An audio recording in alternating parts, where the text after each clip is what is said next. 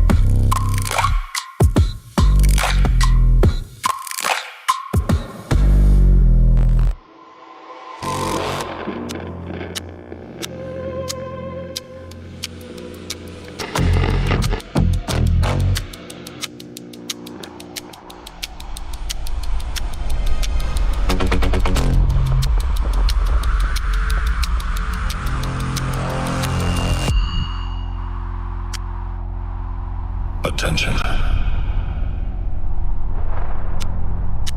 This is an emergency broadcast. If you can hear this, run! Run for your lives! The world has chosen. The nuclear reaction.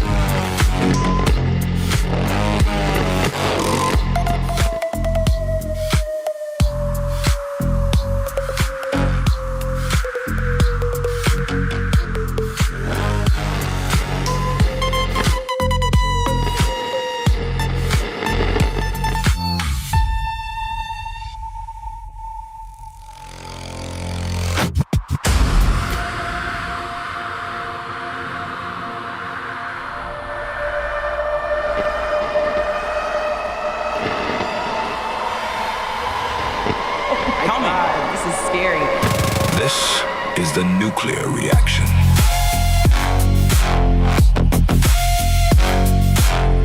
Sir, with all due respect, girl, I promise you would not be smacking anybody in real life. No. Listen, sir. Anywhere, any place, I would say the same thing I said to you up here. You're an idiot, you're dumb, and you're un-American, you're uneducated, and your IQ is around 50. You're mad at me because I'm smarter than you. You're mad at me because I'm better than you in every single way. You're mad at me because I'm more eloquent than you. That's why you're mad at me. Just admit it. That's why you're really mad at me.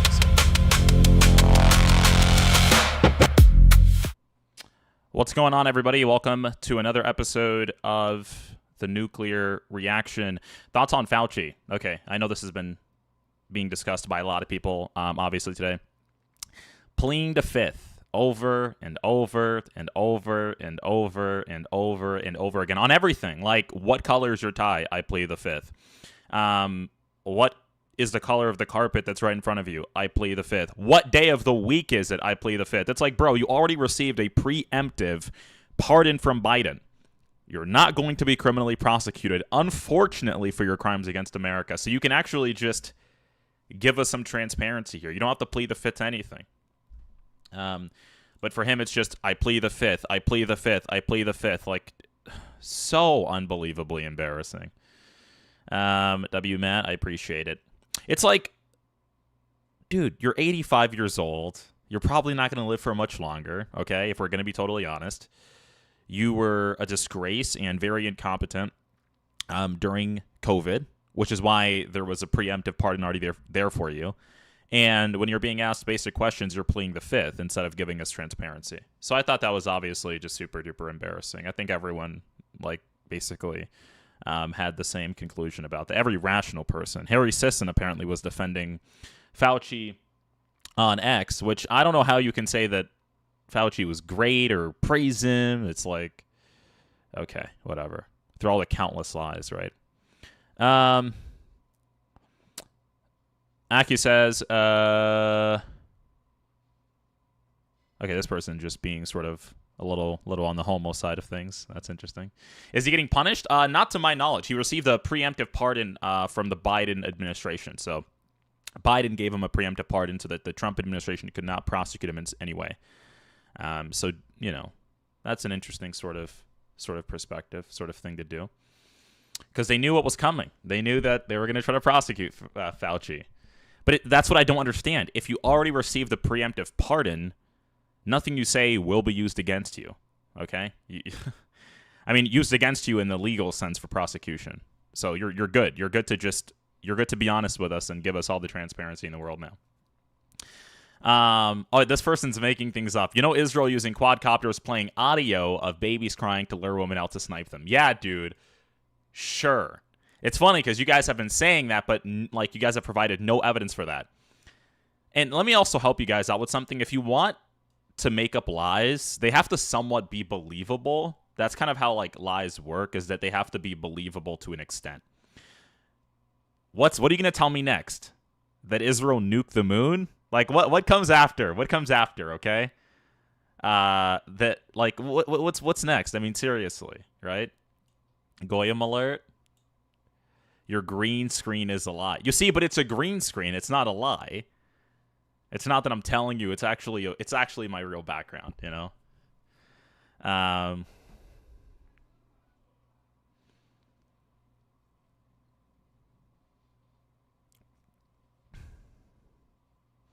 Opinions on Myron Candace, Tucker, Nick. Okay, that's opinions on a whole lot of people. Okay. Myron Gaines is a low IQ Sudanese Muslim guy who likes to rant. That's all. Those are my thoughts on Myron Gaines. Nick Fuentes is a Mexican cult leader. I don't know what he's doing in the alt-right movement. He's Mexican, and he calls himself an American ethnic, so he should figure that out. Candace Owens. Candace Owens is just crazy. I mean, even Nick Fuentes calls Candace Owens crazy. Candace Owens is just crazy. Charlie Kirk was killed by maroon shirt-wearing, beekeeping Mormons. The Egyptian airplanes, and like, why the fuck would Egypt want to kill Charlie Kirk? No one even knows. Okay, whatever. And the French. And the FBI. And Benjamin Netanyahu. Like, what even is that? And then people believe her. People genuinely watch Candace Owens and they're like, oh my God, I am ascertaining so much information right now. We are going to crack this. The federal government is lying to all of us. We are going to crack this and figure out the truth about how deceptive they are. Matt, have you tried to debate Destiny? I want to debate him pretty soon. I want to debate him as soon as possible. So, I heard he's going to be hosting an event not too long, so I would like to go there and debate him.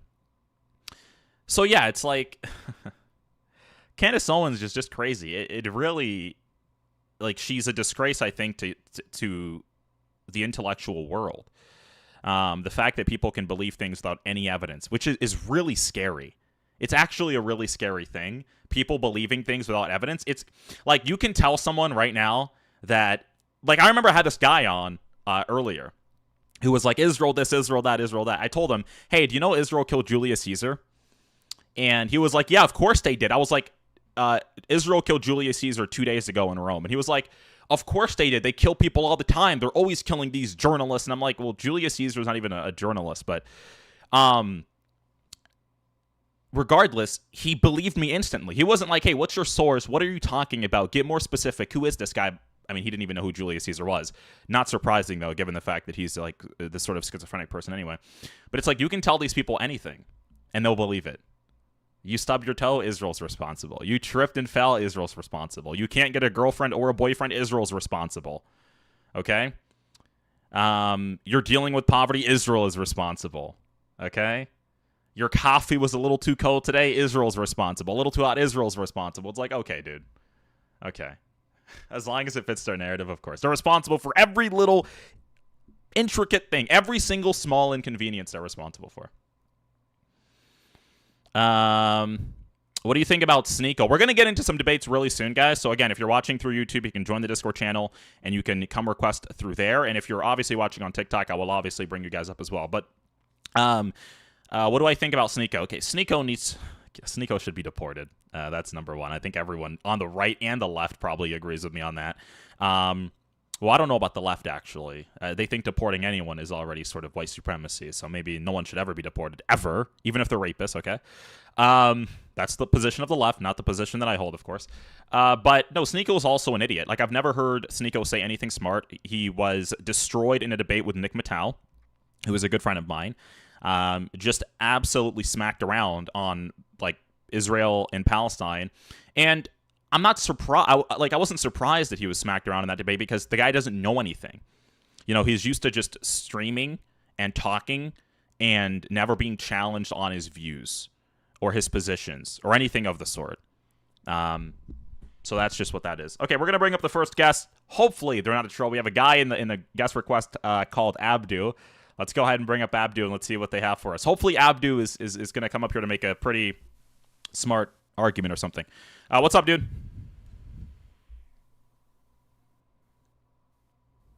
What the fuck are you talking about? Finish the... Yo, hold on for a second, brother. Can you... Do you believe in a greater Israel? Wait, calm down, okay? Can you... Where are you right now? You seem like you're in the bathroom. So, go outside of the bathroom just for a second. Do us all a favor. No. And decrease your volume because you sound very loud, okay? You sound, like, super loud. Okay. Okay. So, do I believe... Yeah, I can hear you fine. Perfect. Do I believe in a greater Israel? Well, no, not necessarily. What even is greater Israel? Can you tell me more about it? Like they want to take the land from the Nile to the Tigris. Where's the you music? Know where's the Nile is? Are you talking about the Nile? Sorry, I don't know. Is that your music? Your music. Are you playing down? What? Why are you playing music right now? I just muted him and the music went away. Why are you playing music? What?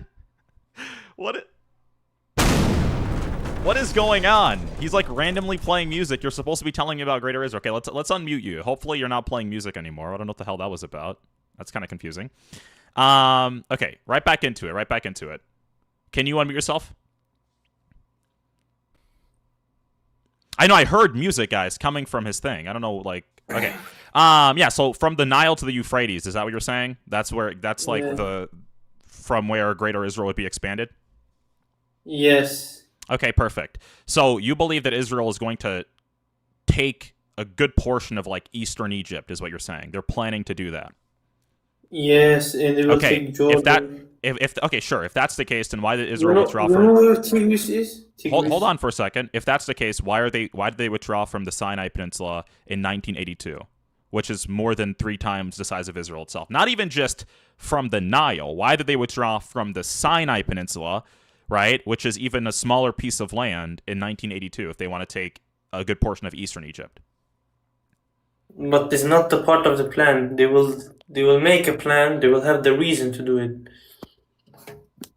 Yeah, I You don't think have you to understand. understand. Why is it, why like if Israel wants to establish Greater Israel, why does it keep withdrawing from places it's supposed to control under the idea of Greater Israel? Like, for example, if they want to take over Gaza, why did they withdraw from Gaza in 2005? If they want to take over Lebanon, when they invaded Lebanon, why did they withdraw from all the way into Beirut to completely withdrawing in 2006, for example? Like, why have they been withdrawing from territory if they want to take all of it? Like, you want me to believe, right, that Israel is going to take over Jordan and a good portion of Iraq and a good basically the entirety of Syria and Lebanon and a good portion of northern Saudi Arabia, yet they withdrew from Gaza?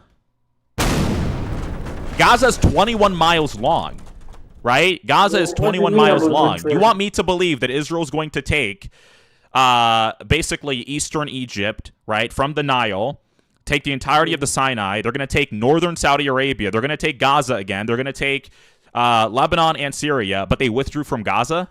Does that make sense to you? They didn't. Trump want to bring his billionaire friends and build stripper and club there. By the way, someone on YouTube said, someone on YouTube asks, is this actually your live stream? Yeah, this is actually my live stream that you're watching. This is not someone secondhand streaming this. So yeah, yeah, dude. I think you're whitewashed. I'm whitewashed? Yeah. What does that even mean? I think you think you're white. No, I think that I know I'm black. Because it's called phenotypical traits. What? What's 1 + 1? This guy cannot be serious. 3, man. It's 3. It's 3. Okay, but wait, hold on. Hold on, Abdu. I want to ask you a question here. This is actually pretty interesting. You're saying that I think I'm whitewashed. What are black people supposed to sound like and act like?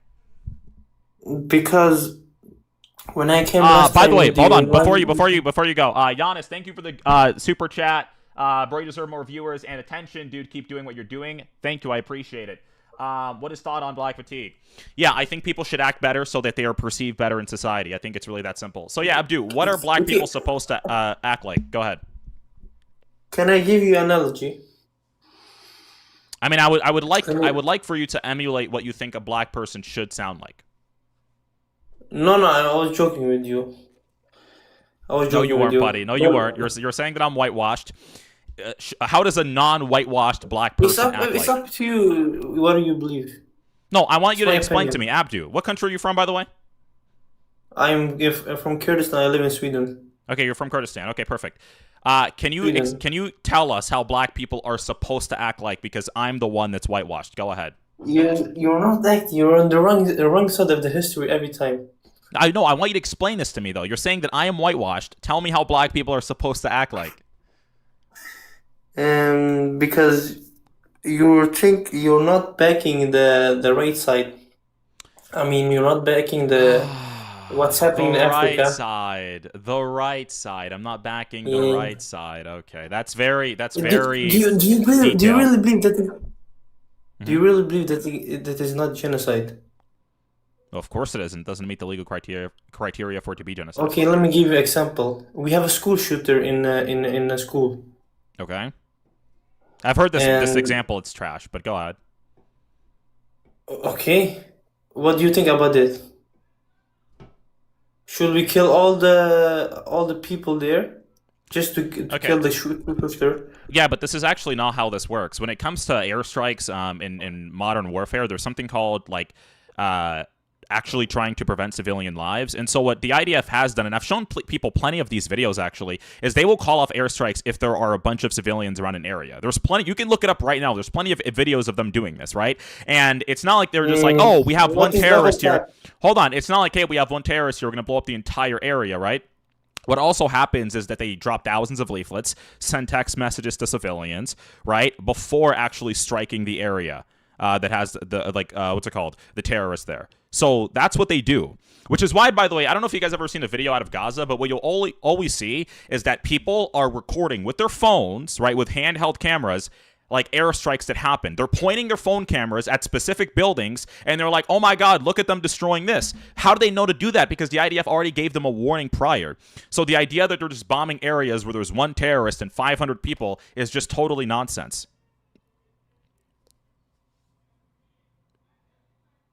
Hello? What do you think about double tap? Double tap. Yeah, what about it? You bomb once and then you bomb again when the if the terrorists are there, you do this again. And if they come there, hold on, and if they're still there after the first hit, you do this. You do it a second time. That's the double tap. This is pure evil. Wait, it's pure evil to bomb terrorists? Really? Do you think all Muslims are terrorists? No, but a good portion of them are. I'm not saying all Muslims are terrorists, but yes, some are. Are you Christian? Look at this guy changing the topic. What are you going to tell me, that some Christians are terrorists as well? Sure, but the top 15, explain to me this since you're Muslim. Why are the top 15 terrorist organizations in the world, according to the DTI, right? Or the GTI, sorry, the Global Terrorism Index, why are all 15 Muslim? Why isn't there a single Christian one up there? First of all, this one is Western source. Second of all, who started First and Second World War? Who bombed Japan? Right, so slavery? Man, he was a slave 100 years ago. Right. He was a slave. 100 years ago. Well, so 100 years ago would be 1926, and slavery was already abolished in America prior to that. So you're just wrong. So again, get your math right. Get your math right. Well, you're telling me I couldn't sit in the front of... Well, I don't think you realize I was born in 2026. It's like me saying in the 7th century you guys were invading countries. I don't think you're even Arab, but let's say you are. In the 7th century, you guys were invading countries and riding camels and also engaging in bestiality by having intercourse with goats, right? Like, that was happening with you guys. But I'm not going to hold that against you, although it happened in the 7th century. I'm a free man today. You're the one complaining about Israel bombing Gaza. I'm a free man. I don't have to worry about anyone bombing my house or an airdrop or an airstrike happening to my house, because guess what? My people are not Islamist terrorists, and they didn't invade a sovereign country. They didn't kidnap people. They didn't kidnap babies or any of those things. Okay? They are not terrorists. I mean, by the way, I'd rather sit in the back of a bus than not have buildings standing because we decided to do a terrorist attack. I mean, tell me what you think is better, okay? I think I know what's superior. You know, I'm Kurdish by myself. Mm-hmm. We have also small groups that called PKK and who are defending for the nation. Okay. And they are claimed to be terrorists. But for us Kurds, they are not terrorists. They are like freedom fighters. Congratulations. So let me give this analogy. Like, for example, you live in Palestine, Gaza. Mm-hmm. Then settlers come to your home with guns and rifles. They beat you and maybe rape your wife. Okay. And then you decide to do a comeback. But okay, you don't have the issue with your analogy is that it does not at all comport to reality. It's not even a hypothetical. You're saying this is an analogy, but you realize there are zero Israeli settlers in Gaza, and there have been zero Israeli settlers in Gaza since 2005. So how would Israeli settlers existing in 2005, and all of them leaving in 2005, by the way, because they were kicked out of Gaza, have anything to do with why Hamas attacked in 2014, 2012, 2008 to 2009, and obviously 2023? Because the Israeli settlers already left. And by the way, this speaks to a greater point here. The argument that a lot of pro-Palestinians make is that, like, well, these settlers are doing all of these bad things. This is why we're terrorists. Okay, well, let's just go through this, okay? Israel left the Gaza Strip in 2005, destroyed all 21 settlements, and kicked out all 8,500 Jews. So, given the fact that they left you, right, they left the area, they stopped occupying it, they kicked out all the settlers, all their settlements, why did you guys start 4 different Gaza wars? Can you explain that? Why did you start 4 different wars if they left? Are you being for real? What? Hey, what do you think I'm not being for real about? You're funded by Apex. Wait, can you answer my question? I'm asking you a question. What do you think about like? Why are you 4 days changing the ago? topic? Wait, why are you changing the topic? Is it not true? Do you agree that Israel left I'm Gaza? giving you Do example. you agree that Israel left Gaza in 2005 and kicked out all of the Jews living in Gaza? Bro, Israelis between. Can you answer my question? Can you answer my question, please? Yeah, can you answer? Can you give me time? Can you give me time? Between 2005 to 2000, when you know the 7th October, when was it? When year was it? Would you mind answering my question? When year was it when it happened? Would you October mind 7th? answering my question? What is your question? Okay, thank you for coming up. I appreciate it. I think there's a bit of a language barrier. I'm not going to even hold it against him too much. There's obviously a decent language barrier there. It's like, I don't even, by the way, it's not even just a language barrier. I don't think he actually knows the history. A lot of people, they sort of like do this thing where they make conclusions about very complicated topics without knowing the history. It's like, dude, please. If you're going to come, and I'm not even trying to like grandstand here, but if you're one of those like pro-Pali activists that are going to come up here and don't know the history, please just don't even come up here if you don't know the history of the conflict, like to the most basic degree. It's not going to work out for you, okay? Because a lot of, like, the main way a lot of people can, like, sort of consume information nowadays is scrolling through TikTok. Yeah, I'm sorry. If you scroll through TikTok and that's how you became a pro-Palestine activist, don't bother coming up here, okay? And, like, anyone who, like, every single person that gets their information from TikTok, don't even bother, man, because I actually have done my due diligence in researching the topic, okay? This is not fantasy history. This isn't the sort of, like, gimmick world where people make stuff up and, you know, we listen to Al Jazeera, and we don't live in that gimmick world, right? Okay. We have 8 people in the guest request over on TikTok. Let's keep the likes going, and likes going on YouTube, and everyone that's, you know, following through. If you are in the guest request, tell me what you specifically want to debate, and I'll bring you up here, okay? So you guys can pick a particular topic to debate, and I'll bring you up here, but tell me what you want to debate me on, specifically in the comment section. We have someone saying DEI.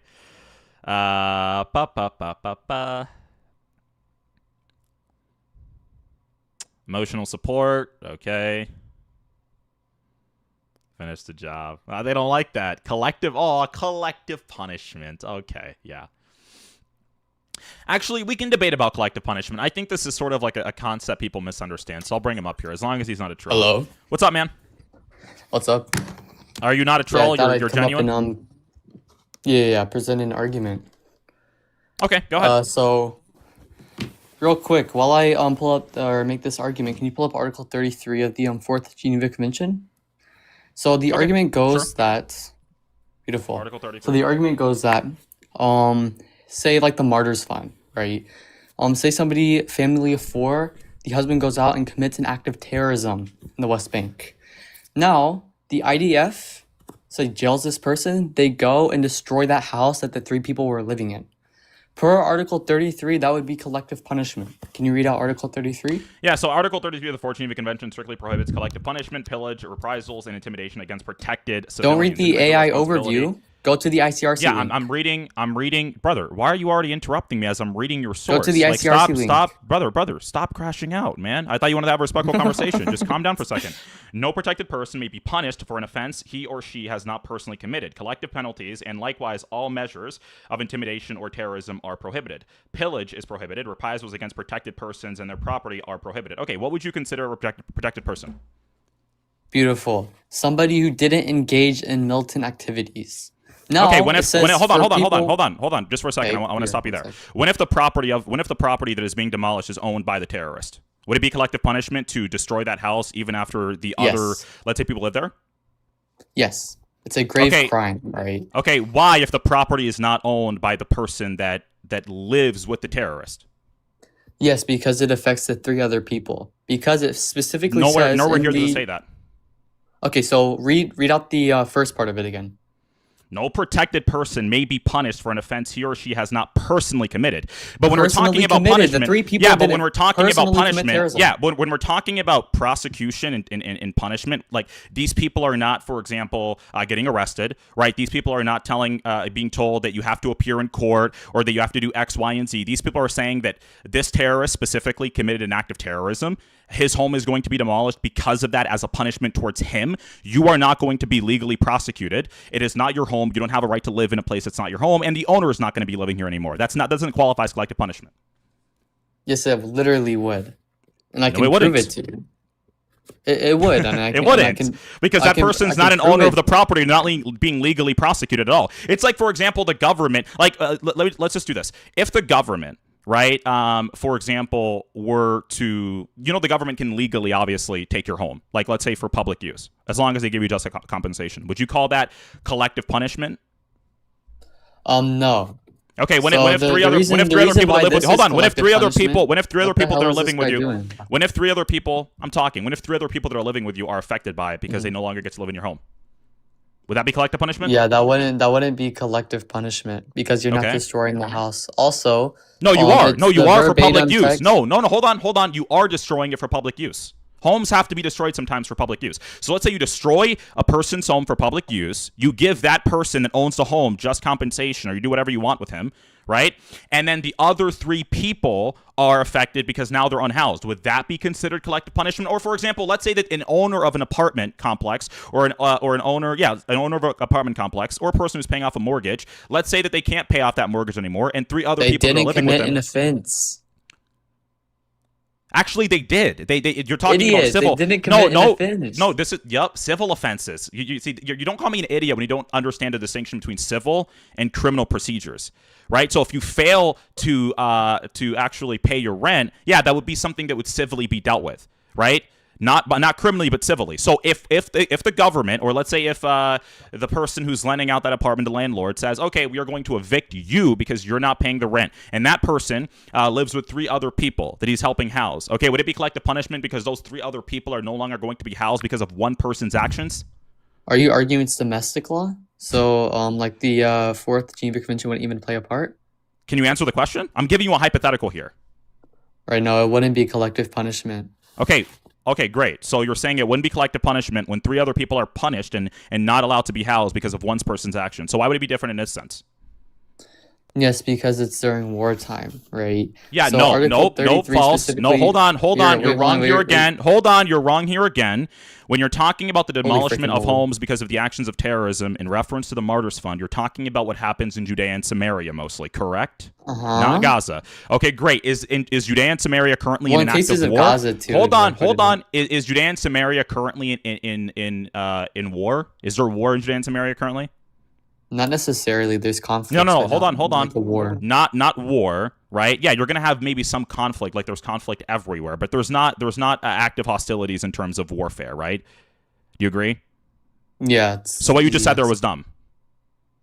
Yeah. So no so the whole point is that when it says no protected person would be punished for offense he or she has not committed, when Right. the IDF would demolish like the home of like a seaside bomb or whatever, militant, whoever, right? The primary victims who would lose their shelter, like the parents, spouses, children living in that structure.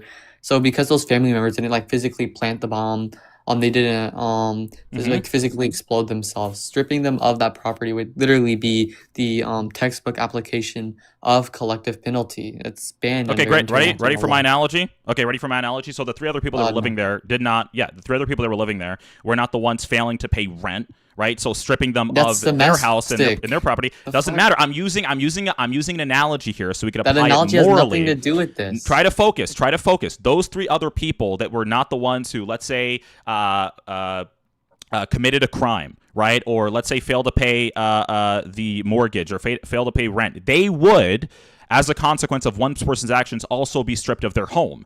Now, I think the way that you solve this, because this is such a weird thing, it's like, oh my God, Matt Nuclear, they are being collectively punishment because Islamist terrorists can't stop doing suicide bombings. People are being unhoused because their relatives cannot stop doing suicide bombings. It's like the most pathetic thing in the world. So the simple solution to this is don't have your relatives do active terrorism and blow themselves up or destroy shit so that maybe you won't have to suffer some of the ramifications of their actions. It's the same way that if someone is like 10 years old and their mother commits a crime and their mother is no longer able to pay the mortgage, or their father does it, do you think they're going to still be able to live there? No. Maybe CPS may take them. Maybe they have to live in the foster home, all of those things. You could say that that is also collective punishment because the child didn't directly do anything. It doesn't matter. The actions of individuals associated with you have ramifications and consequences. Simple as. Okay, so if somebody, like, say, like in the United States, goes and shoots somebody else, right? If the police department goes and completely destroys the home of the wife and the 2 children living in it, that wouldn't be wrong, right? Because the guy decided to act in that, or they had a relative that decided to act and shoot that person. It wouldn't be wrong, right? Right, so one, that's a false equivalency fallacy, and the reason why I would say it's a false equivalency fallacy, because when you're talking about Israel, you're talking about Israel's federal government, you're not talking about localities. Furthermore, someone just goes out. This whole time, try to let me finish. Try to let me finish for a second. Don't crash out. Let me finish. You're crashing out. Don't crash out. Let me finish. Right. Another thing is that the person that went out and shot someone, right, in this sort of offense was not the same individual that went out and did a suicide bombing that's ideologically driven by Islamic rhetoric, which is two different situations. The reason why Israel does this particularly is because the government of the PA has the Martyrs Fund, which you acknowledge, correct? Yes, they have the Martyrs Fund. Do we have, hold on. In America, do we have a foreign entity like the PA that has a Martyrs Fund that incentivizes, that pays out the families, right, and terrorists for terrorist attacks? We don't. So that would be a false equivalency fallacy. You're trying to. Does the IDF only bulldoze houses due to like the Martyrs Fund? Well, typically we're talking about situations of people that are associated with funding from terrorist groups, whether it be Hamas, whether it be the PA, and so on and so forth. It's generally just somebody who commits like an act of terrorism. The IDF will still go and bulldoze that said house. Well, I think they should, absolutely. I think it's a good way to disincentivize. Yeah, I think it's a good way to disincentivize. What about the 3 other people? I think, the 3 other people, they can go find another house. In Islamic communities and Islamic spaces, oh, God, what? You're punishing people for terrorism. Don't blow shit up, dude. It's really not that hard. Hold on. Do you know a single member? Hold on. Do you know? Right. Listen, in the West Bank, in a bunch of these Arab communities, they have plenty of different homes and plenty of different relatives they can live with. Is it true or false that the PA also pays out to the families and also supports the families of terrorists? I'm talking cases about they don't, because the Martyrs Fund is answer. No, you came up. Hold on. You came up mentioning the Martyrs Fund, so we're gonna stick to the Martyrs Fund. Don't divert from what you came up and brought. Okay, perfect. So is it true that is it true that they also pay out the families? Yes, but okay, so the husband or the spouse would be in jail for example, so why don't they? Right. So why don't? Terrorism. Right. So why don't Great. So you're crashing. See how he's crashing out so much? So if they're accepting terrorist money, why don't they take that same compensation and get a new home then? Wait, how's that terrorist money? Isn't it just like reparation because their spouse would be in like jail, for example, so they can't really provide for that family, so they're just getting funding to in jail for what? Said like commit an act of terrorism. Yo, this guy did not do such an absolute idiot. You're such an absolute idiot. Yeah, I think that if you are working with an organization that is receiving money from a set government for conducting acts of terrorism, and you get arrested for conducting an act of terrorism and blowing something up and killing like 20-something people, and your home gets demolished because Israel is saying, stop interrupt. No. Don't interrupt me, brother. Calm down. Can you calm down? Hold on. Don't interrupt me. I'm finishing. Thank you. I appreciate that. So, in this example, calm down, brother. Don't interrupt. Just hold on for a second. Right? In this example of this terrorist getting arrested, getting put in jail for his act of terrorism of killing 20 different people, right? And let's say his home is demolished by Israel because Israel wants to disincentivize terrorism so that nobody else wants to commit an act of terrorism because the whole house gets destroyed, right? In the same sort of situation, the PA is still giving... Right. No, it wouldn't. In the same situation, the PA is still giving them money because the guy is in jail for terrorism. Why don't they use the resources to buy a new home, given the fact that they're already aligned with terrorism? Yeah, how much money do they get paid again? Thousands upon thousands of dollars. It actually depends. It actually depends. It fluctuates. No, wait, what are you talking about? It depends on how long the person's been in jail for or in prison for. It depends on the attack that he did. They get paid $935, not thousands and thousands like Muhammad. Well, save it up. Save it up. Save it up. Save the money. Wait, save the money up. By the way, it fluctuates. It fluctuates depending on how long the person's been in prison for, what specifically they attacked, what specifically they did. Yeah, but save that money up. Save the $1,000 up over time and buy a new home. I mean, these people are still accepting money from a government supporting terrorism, correct? Yeah, sure. Hold on. Do you think people that are actively receiving money from a government that supports terrorism should even be considered for housing? No, I don't. No, I think. No. Okay, So you don't think they should be housed anyway? You don't think that the families? Hold on. You don't think that these people's families? No. I'm gonna make this point. You don't think that these people's families should be housed anyways? You agree with me? No, no. So I was gonna clarify. Actually, I think the people, like the person in jail, like the person who committed the said act of terrorism, they actually shouldn't be getting that reparation. He should castrated. I don't care. But the like single mother and like 2 children, right, that are left, they could still be receiving reparation. I don't think it would be like morally good to destroy the home because this like father did something. You're wrong. So single mothers with 2 kids. I'm going to try to explain this to you because you don't seem to comprehend and track conversation. Single mothers with 2 kids are receiving welfare from the government. They're not receiving reparations for anything, right? You know how how does the concept of reparations? So it's not funding terrorism? What's the difference between welfare for people that meet a specific criteria and reparations? What's the difference? Yeah, how does reparations from the government differ from welfare from the government? I don't. Are you trying to argue they wouldn't?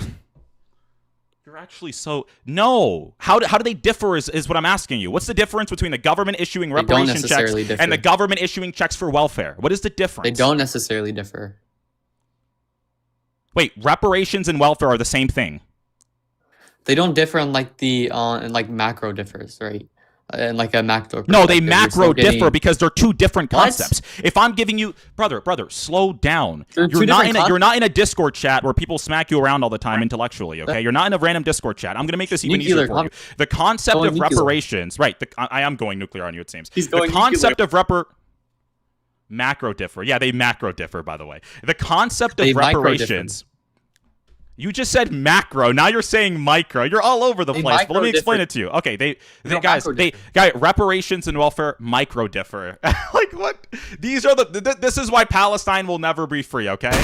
I'm not. Okay. This is why Palestine will never be free. Okay, but let me go ahead. Hold on. Let me go ahead and help you out.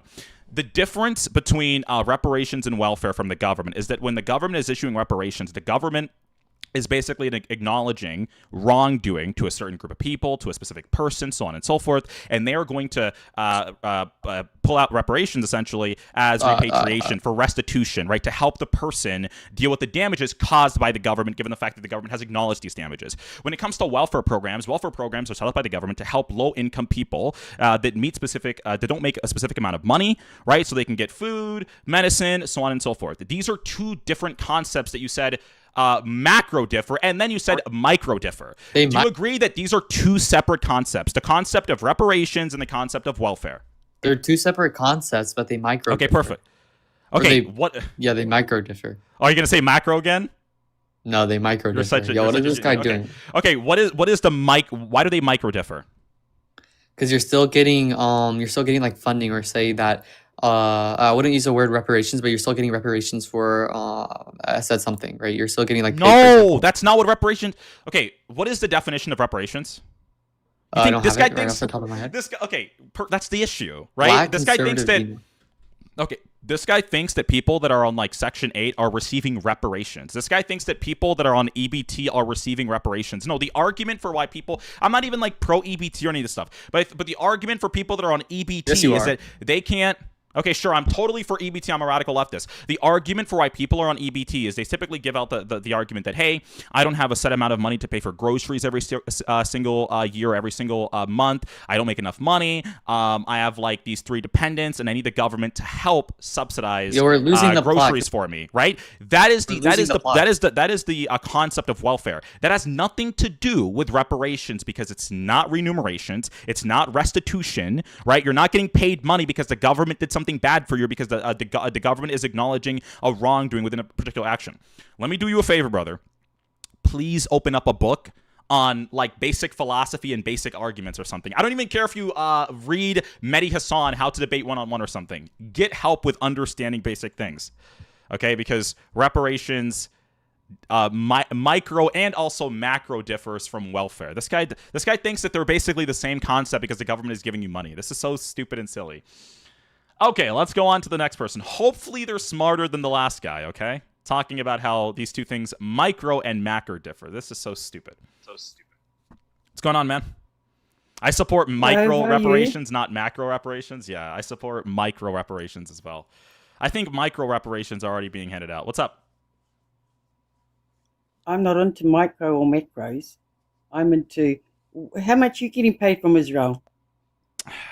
Oh man, how much am I getting paid? That's a Yeah. good question. From Hold Israel, on, from hold on. Give me Israel. 1 second. Hold on, give me a second. Let me give you the exact number. Yeah. Because I have the Thought you email were. from I have the email here from Israel on how much they sent me today. Yeah. And who's the It terrorist? says here, hold on, brother, calm down just for a second. You asked me a question, right? You want me to answer? Yep, go. Thank you, I appreciate it. Great. Let me check the email from Israel. So it says here, your $7,000 has been deposited into your account for this video here that is pro-Israel. Okay, so yeah, so $7,000 per post is the number. That's $7,000 per post. At least you're being. I'm glad for your honesty. By the way, I also I can receive see. I also receive a little money from the Mossad, because the Mossad also came to me when I was about 10 years old, and they kidnapped me, and they took me to this basement in Tel Aviv, and the Mossad basically taught me all of the pro-Israel talking points when I was 10 years old. And so I also get a little money from them. Lovely. And believe it or not, I am the grandson of Benjamin Netanyahu as well, if you didn't know that. Oh, so I'm yeah. actually his grandson. I would think that. You would How think about that, with right? Epstein? Did you realize that your Epstein creator Israel is infesting actually infesting USA? Wait, Epstein- can you repeat that again, please? Okay. Epstein creator Israel. Epstein created Israel? Yes. No. Okay, hold on. Wait, you said Epstein? Epstein created Israel. No. Okay. What year was Epstein Where born? do you think? Okay, I'll tell you. No, hold on, ma'am. straight Hold up. on. Just stop for a second. I don't even know. Are you a ma'am or are you? I don't want to misgender you or whatever, because I know that hurts people. Are you a man? I'm female. Okay, you're female. Perfect. So, what year was Epstein born? 1953. Okay. 1953. What year was Israel? What year was Israel created? 1948. Okay, perfect. So you're saying that Epstein created Israel when he was born 5 years after Israel was established. And if you reverse that, what does it mean? Huh? Reverse it. Reverse it. Either way. Wait, Israel reverse it? What do you? Wait, what happens when we reverse it? Okay. Reverse that saying.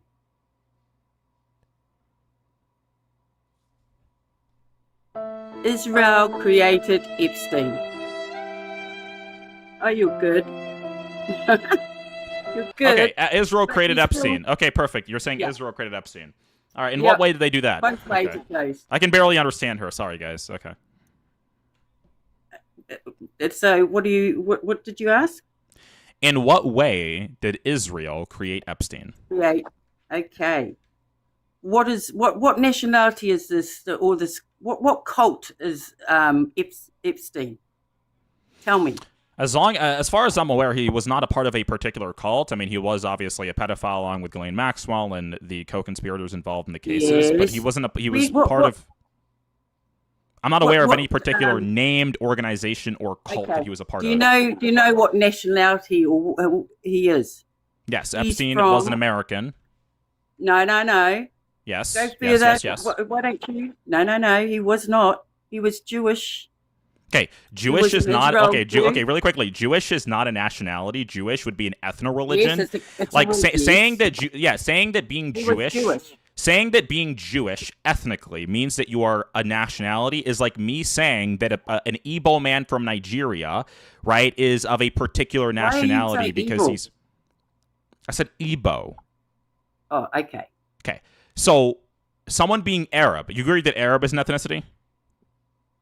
Arab is a Okay. well, Arab. Does someone being Arab tell you what particular nationality they're a part of? Yes. Okay, what is the nationality of an Arab man? They're from the Gulf. They're from Yeah, but are there Lebanon, not they're multiple from- different? Are there not multiple different countries in the Gulf? Yes, there is. Okay, great. So Isn't there you telling me isn't someone there you telling me multiple- you telling me someone is Arab could mean someone is Moroccan, someone is Egyptian, right? Someone Yep. is from Bahrain, Qatar, Saudi Arabia, Yemen, Oman. So being of a particular They're Arab. ethnicity does not They mean are you're of a Arabs. particular nationality. They are Arabs, aren't they? Yeah, but that's Are an they Arab? ethnicity, not a nationality. Okay, ethnicity, they're Arabs. Jews, ethnicity, are Epstein. Wait, what? They are created Epstein, okay? Wait, the Jewish ethnic. Wait. Created Epstein. Okay, I don't. Jews Man. created Epstein. So Jews created Epstein. I mean, are you Yes. talking about his Do you, mother? Don't you understand? Are you talking Oh, about no, his no, mother I'm and his talking- father that engaged in human reproduction? Like, what does that even mean? Human reproduction? Yes, they did. Okay, perfect. Yeah, two people who I'm presuming were Jewish, at least his father, at least his mother, produced Epstein, and Epstein came out being Yeah. Jewish. Okay, what's the He was point? Jewish. He was Jewish. Okay, what's the That's point? The point. The point is he was born a Jew. He was born Jewish. Oh my God, hold on, I did not know that. Oh gosh, you better be going. But what's the Wow, what's the another point? one, Yeah, huh? like two Austrians. Okay, Yeah, and we know created that Epstein hold on. was Two related two to- Austrians Do you understand created that Trump two is a Austrians. Hold on, video stop man. interrupting me, ma'am. Two Okay. Austrians created Hitler. What's your point? What's wrong with Hitler? Better than a Jew. Better than that Netanyahu, isn't he? Okay, how many people did Epstein kill? He killed many kids. Yeah, what's your evidence that he killed? By the way, I'm not a defender of him, but there's no evidence that he ever killed anyone, right? Eh? Yeah. So you're saying Hitler And you're saying Hitler was better than Epstein when Hitler was responsible for the deaths of tens of millions of people and Epstein was responsible for the death of nobody. Hitler's okay. If you have your propaganda, your Western propaganda that you believe, because I don't understand, have you got some white blood in you or something? Have you got some white blood? What? Yeah, I have some white blood in me. Blood.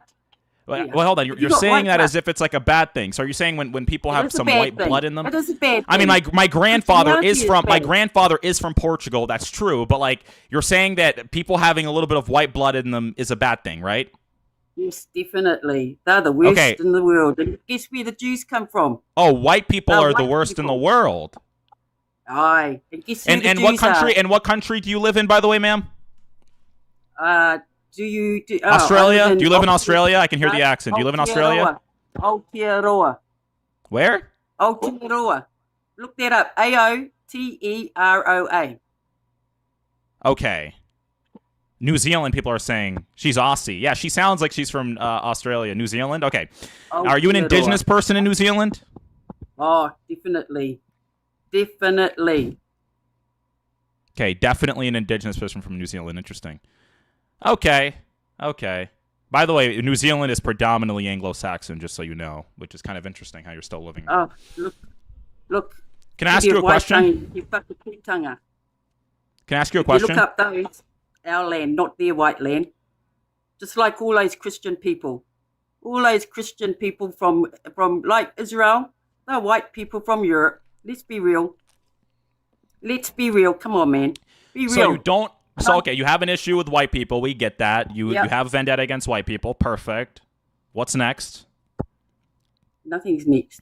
That's how it goes. You're gonna just cry about white people the whole time. That's it. No, It's no, just I white don't. people bad I for you? cry about I cry about what's happening in this world.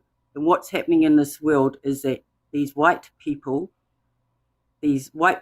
are the worst people in the world. And Okay. Israel's part of it because they're not Really indigenous quickly. Are you on a phone? there. Yeah? A white person created that. Internet, white person created that. No. The it roads wasn't that you white. drive on, I'm- white person I've created got that. it- I've got The it cars you Chinese, drive, white person created that. Chinese. No, I'm talking about the original inventor. By the way, I have to drop you because you violated the terms of service for TikTok because TikTok gave me a notification. You can go ahead and deal with your white hate somewhere else. That's kind of like a weird thing you do. Yeah, they can manufacture those things, but those things were all invented by white people. But Of course, not your indigenous, cute little indigenous people, right? Oh, man. Okay. That is a pro-Palestine supporter, just so everyone knows. That's, by the way, that's sort of like these ideologies. I want people to understand. These ideologies have this like intersectionality aspect to it. So like the people that like think white people are the devil, typically pro-Palestine, okay? Just so everyone knows. Like, if someone tells you they're pro-Palestine, you can take a lot from that. You can get a lot of information from that alone. Just so you guys know. Like, that tells you a lot. Okay? I've never in my life ever heard a pro-Israel person say, I think white people are evil and they're the devil and this, and like, I've literally never heard a pro-Israel person say that, because pro-Israel people are pro-Western. Okay? Being pro-Palestine is being anti-Western, being pro-IRGC, being pro-Islamism, right? Just so everyone knows, these ideologies transcend with leftism and communism as well. Mamdani, the Democratic Socialists of America, these things are intersectional. So when we have people that are like, yeah, I'm pro-Palestine, you know, and this stuff like that, like, just so you know, and you're white as well, you're white and you're pro-Palestine, yeah, they hate you, they think you're the devil, they think you're evil. Just so you know that. They think you're an evil white European colonizer. Kuma says, Matt only debates low-level leftists. I will debate anybody. I will debate anybody, Kuma, over on YouTube. I will debate anybody. I've debated Glenn Greenwald. I've debated Amanda Seales. I've debated Dean. I've debated Parker. I will debate anybody. Okay? You're an Uncle Tom for Israel host. Oh, I'm an Uncle Tom. I'm an Uncle... I've already said this before, and I'll say it again. Uncle Toms are based. Uncle Toms are based. Would you debate Nick Fuentes? Of course I would. There's no one I wouldn't debate. Uncle Tom was the hero? Of course. Of course. I'm not even claiming history over these, or claiming victory. I'm just saying this person's an idiot. It's not about even claiming victory. What is an Uncle Tom? A black person that thinks for themselves. That's what an Uncle Tom is. That's the actual definition of an Uncle Tom. A black person who's not captured by leftism. Okay? That is what an Uncle Tom actually is. Okay? So we love Uncle Toms around here. We love you, Uncle Toms. Are there any Uncle Toms in the chat? We love Uncle Toms, okay? Just so everyone knows, we love Uncle Toms. If you're an Uncle Tom, you're a great person. We love Uncle Toms. Because Uncle Toms have... What's going on, man? Are you a pro-Palestine supporter? I'm a Palestinian. What are your thoughts on that woman who is also pro-Palestine, but she hates all white people? What do you think about that? She's obviously ridiculous. I mean, maybe she was joking or something. I joined at the very end. I mean, I don't know about that. She seemed pretty serious, and she seemed like an older woman as well. So, like, older people don't tend to really joke about that stuff. Just saying, but I don't know. I'm kind of white, so you're kind of white, like my skin, but not my ethnicity.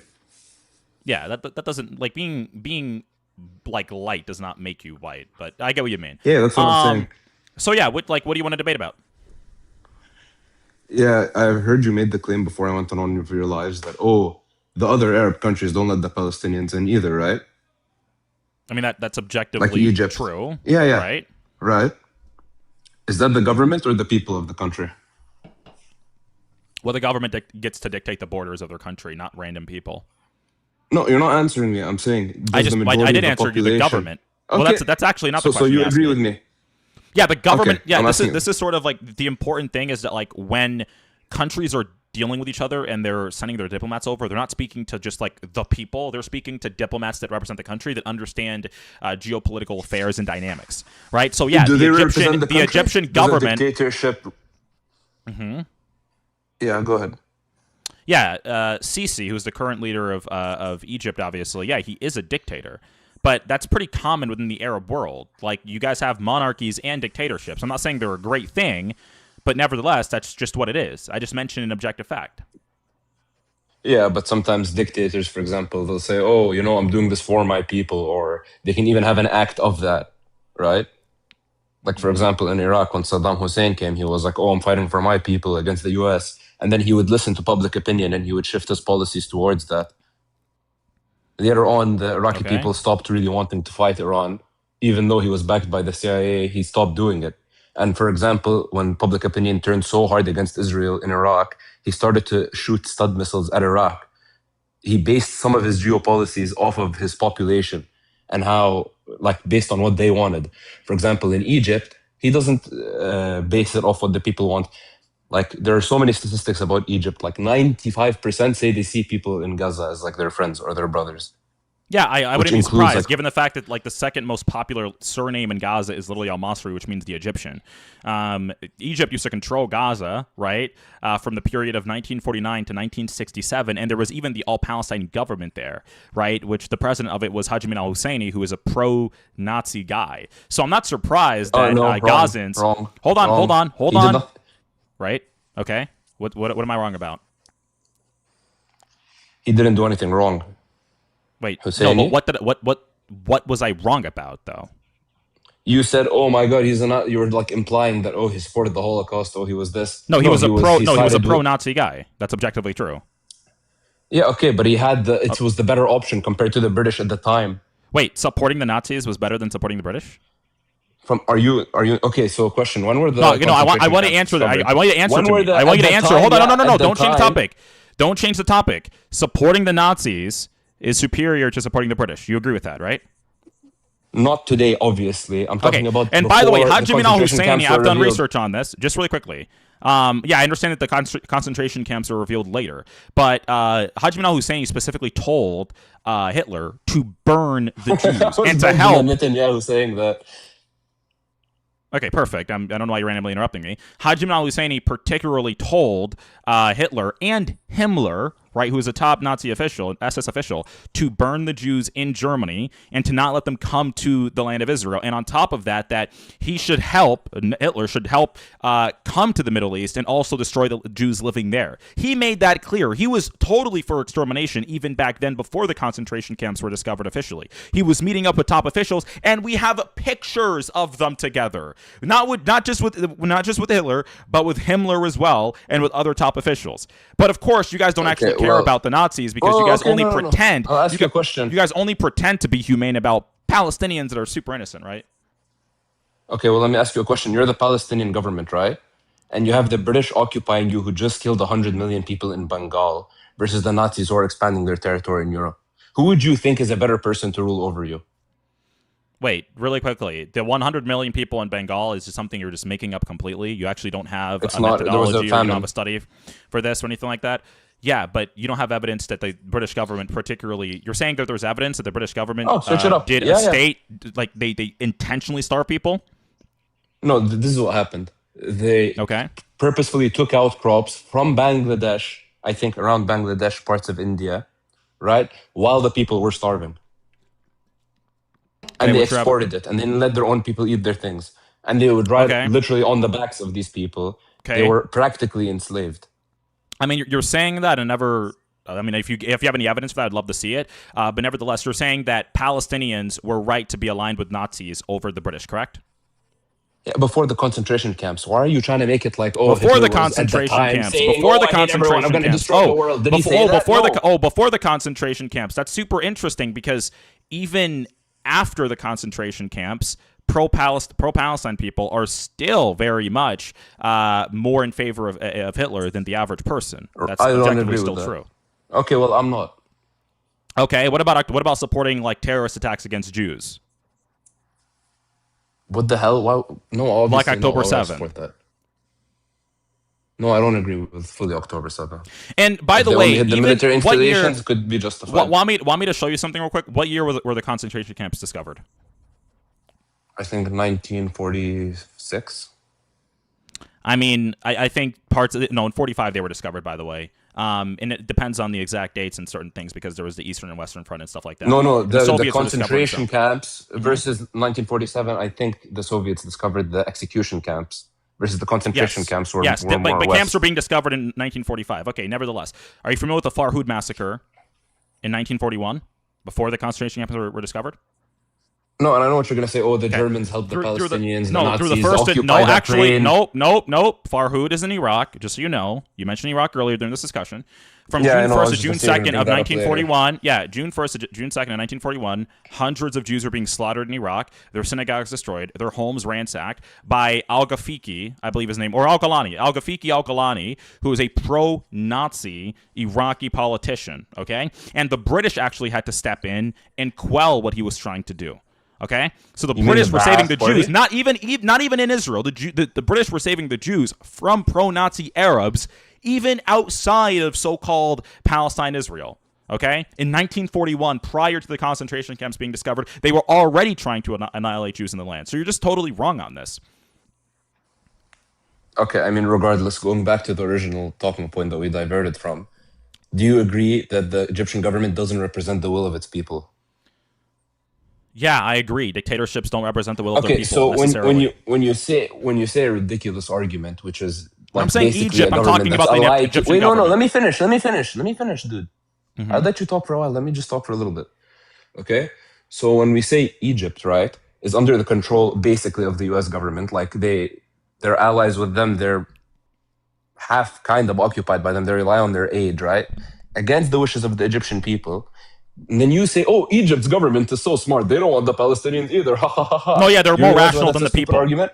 No, it's actually not because they're more rational than you're the right, people. you're right. But let me hold on. Let me bring this up. I was trying to bring this earlier. I think this is a good point. You're operating. Yeah, the people are very stupid. I don't think the Egyptian people necessarily. What I said. It's funny how you. It's funny how. No, I heard exactly what you said. I don't think the Egyptian people are rational for wanting to bring the Palestinians in. If there is even polls to suggest they want to. The thing that you mentioned was that like 95% of Egyptians think the Palestinian people in Gaza are their brothers. Not that they want them in. That's one. Number two, your argument. Hold on. Number two, the other argument that you're making is based off of populism. That just because the majority of people want something, their government is ought to do it. Do you agree with that? I agree with populism. Yeah. Okay, perfect. So if the majority of people, hold on. Perfect. If the majority of people in Egypt wanted slavery, should the Egyptian government under Sisi bring back slavery? No. So you don't believe in populism? No, because you're an idiot. You said, "Oh, the Egyptian government is so smart to do this," and I'll give you the same example. No. Answer the hypothetical. Give me a second, dude. You're crashing out. I am. You're crashing out. I'm just gonna make a statement. He's going the out. Iranian government. He's going out. Let me talk, dude. He's going out. Let me talk. He's going out. The Iranian government is so smart, and their people are so stupid. Their people want to have friendly relations with Israel. What idiots? Don't do a whataboutism. Don't do a whataboutism. Answer my analogy when it comes to the hypothetical. Okay? I did. I so just gave you you an earlier. Nope. You earlier. It's not an example. You're supposed to answer what I said. You earlier said I'm a populist. So I'm like, okay. And I asked you. So if the majority of the people want something in a country, the government is ought to do it. Correct? And you said no, yes. No, not to a ridiculous degree. No. You didn't say not to a ridiculous degree. You didn't say there are certain principles the government should never allow, like slavery or rape or murder. You didn't say any of those things. You said exactly I asked you a very basic question, and you should have been smart enough to answer in a better way. I asked you. No, I already asked you the question. I'm not going to ask again. I asked you a very basic question. The majority of people in a place want something. Should they get it? You said yes. That was your answer. Okay. And then I asked you about slavery, and you were like, actually, no, they shouldn't do that. So you don't actually agree with populism. You don't agree with the appeal to popularity fallacy, which is what that fallacy basically is that if the majority of people want something, they should have it. No. The point of the reason why the government is not just a bunch of random people running around making decisions is because of the issue with with random civilians that don't know what they're talking about. They're not educated. They don't understand geopolitical affairs. Like these people should not be making decisions. Right? Exactly. I agree with you. Like the Pahlavist Iranians, right? Yeah, no one is saying that random Iranians should be the government, should take over the government. No one's saying random. Yeah, the Islamic regime should be. Why are we overthrowing them? They know better than their people. Stupid by the way, we haven't even overthrown them, and that's not even how the argument works. That's not to say that the governments always act rationally. No one ever said governments always act rationally or the governments always act in the best interest of their. Okay, dude, when a huge, extreme majority of your population wants something and you go against them, there's clearly something wrong with that.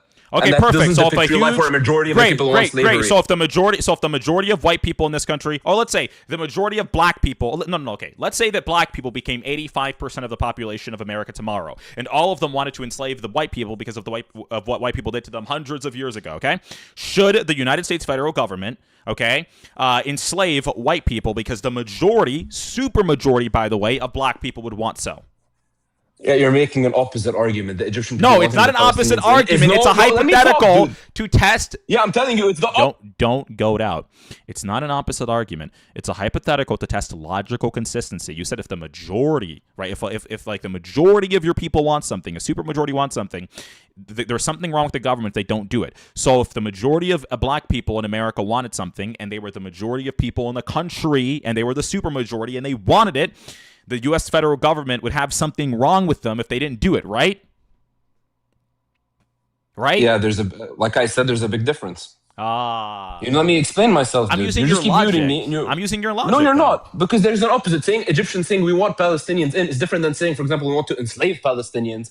It's a complete opposite thing. It's like a majority of black people said, we want to give money to white people because we love them so much. And 90% say that. Then yeah, the government should do that. They're saying they want to do something positive for another group of people, not negative. So yeah, if a majority of the population want to do something positive for another group of people, now you get to the government doesn't have a right to say no. So now you get to dictate Yes. what's negative Yes, that's and my positive. exact opinion. Right. So now you get to dictate what's negative and positive. Some Egyptians would say that it's negative to bring Palestinians and not positive. So this is like what you're not failing to understand. You don't get to dictate what's negative or positive just generally for people. Now you're adding in this new qualifier, which you didn't add as a condition before, which is that the government, hold on, your new condition, which you didn't explicitly make clear before, is that the government should do what the majority of the people want only if it's positive. And who is the arbiter of whatever is positive? You are, apparently, which is no, I'm not. I'm saying convenient. positive in terms of not harming another group of people. If the majority of people want to do something that hurts themselves, that's what you're saying. You're saying some Egyptians say it's bad for the Palestinians or bad for the Egyptians. Yeah, if because it's bad for the Egyptians, then if a majority, you're not letting me finish. So if the majority of Egyptians say, oh yeah, we want to harm ourselves to help other people, yeah, they should have the right to say that. Assuming your argument is right, which it's not, it's ridiculous. So if the majority of black Americans said, oh, we want to give money to white people because we want to drain our own wallets, and somebody says, no, that's bad for our black people, you get why that's ridiculous? Or are you not getting Honestly, I think that you have issues tracking conversations, but do you understand that the Egyptian government banned the Muslim Brotherhood? Do you think that was a good thing or a bad thing? 50-50. I gave you an answer. I'm not fully convinced on either side. Have you read about the 100-year plan? Yeah, to make one large nationalist Muslim state, Islamic state, through okay, political actually, Islam. not just through peaceful means. Yeah, through peaceful means. Right? What about that's in their charter? You're asking me what they are. I'm telling you what about the globalism aspect of it? What about the globalist aspect? Yeah, it's wrong. Okay, perfect. So the Muslim Brotherhood gave rise to what terrorist organization in Gaza that everyone talks about? Hamas. Okay, and their founder was Ahmed Yassin, correct? Yeah. So if Egypt banned the Muslim Brotherhood and the Muslim Brotherhood gave a leeway to terrorist organizations like Hamas, why would the Egyptian government allow 2 million Gazans to pour into their country, many of them very pro-Hamas and pro-Hamas's actions, and also allow all of these Muslim Brotherhood people in? How would that benefit Egypt? Yeah, 2 million out of how many? What do you mean 2 million? 2 million people are in Gaza. What are you talking about? Yeah, 2 million people, when they assume they all enter Egypt. By the way, we don't want the Palestinians to leave. I'm just doing this because you bring up a ridiculous argument. Wait, hold on. This is another contradiction. I'm going to point it out. You don't want the Palestinians they shouldn't be to leave. forced to. Hold on, you don't want the Palestinians to leave? Really? You wouldn't? If they want to, they should be able to. If they don't want to, they should be able to stay as well. They should have the choice. Okay, but what if they all wanted to leave right now? You would let them in, right?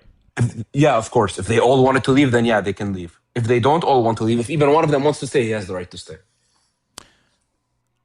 Interesting. Okay, if you're for that, you're for that. Interesting. Okay. I mean, I think they probably all should leave and go to Egypt. I don't think it'd be better for Egypt. I think it'd just be better so that the conflict, we don't have five more Gaza wars in the future. I think that would. Okay. Well, question. Wait. In the UAE, Palestinians are very high earners. In Jordan, they're very high earners. In all the Arab countries they go to, Kuwait, before they got expelled, they were very high earners. They made more money. Before they got expelled, why were they expelled from Kuwait? Okay, why did bro? I brought it up. I literally said they got expelled because they supported Saddam. Whatever, bro. Just let me finish my sentence. Did I not acknowledge it while I was talking? Before they I got did. expelled from Okay, Kuwait. and in the US, you can even search it up. In the US, they have a higher graduation rate than white people. So why are you assuming they're like Right. just insane people who don't know anything when their literacy rate is literally higher than the United States? You're acting like these are a bunch of savage animals, which we're not. I'm sorry. That's just not true. So you're saying, oh, they're going to Egypt. It's going to be horrible for Egypt. Right. Let's get a few things straight here. In Denmark, Palestinians went in there as well, right? How did Palestinians do in Denmark? Horrible. Is it true that like over half of them had criminal records in the first and second generation? Yeah, it's was true. Horrible. Oh, so why were Yeah, Palestinians that were welcomed in Denmark as refugees disproportionately criminals and committing crime, and also disproportionately using welfare? I can tell you why. Because when the government was helping settle people, and Denmark said, "Oh, we have this initiative, whatever," and the Palestinian PA was telling them, "Oh, can we send you refugees, whatever?" You know who they were sending? Who were they? You can search it up, actually. The bad Palestinians, the bad ones. The ones that already had criminal records. Okay, what's your evidence that they were sending the ones that already... Wait, okay, yeah, what's your evidence they were sending the ones that already had criminal records? Because they came with their kids as well. Yeah.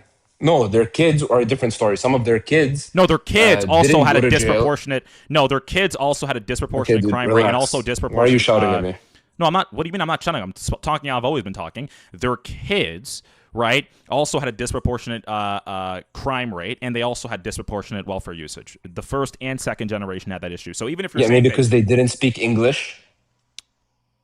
You're born in a country, but you don't speak that country's language. But I mean Denmark, and you lived in that Danish, country, whatever they speak.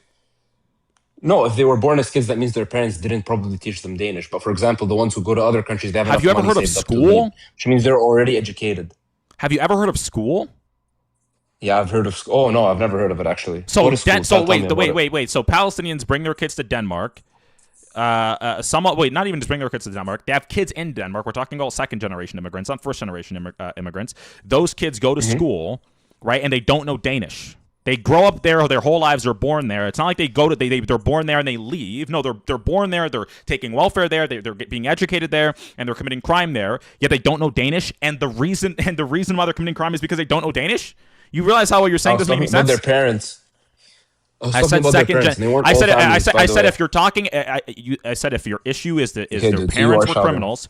By the way, you never gave evidence that their parents were criminals when they first came in. But even if we took that to be true, even if we took that to be true, that wouldn't explain why the second generation would still be criminal. Wait, let me search it up. I'll find you it. Okay. So silly. Just give me 1 minute.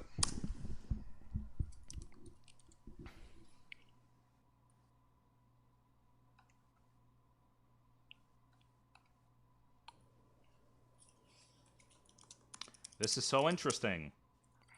So here it is. Data from the Danish Ministry Immigration and Integration tracking a specific 1992 cohort of 321 Palestinian refugees through 2019 showed that 64%. 64%. No, wait. Well, hold on,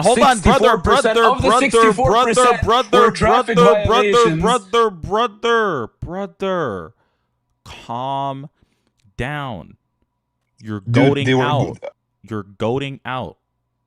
Calm down. Chill.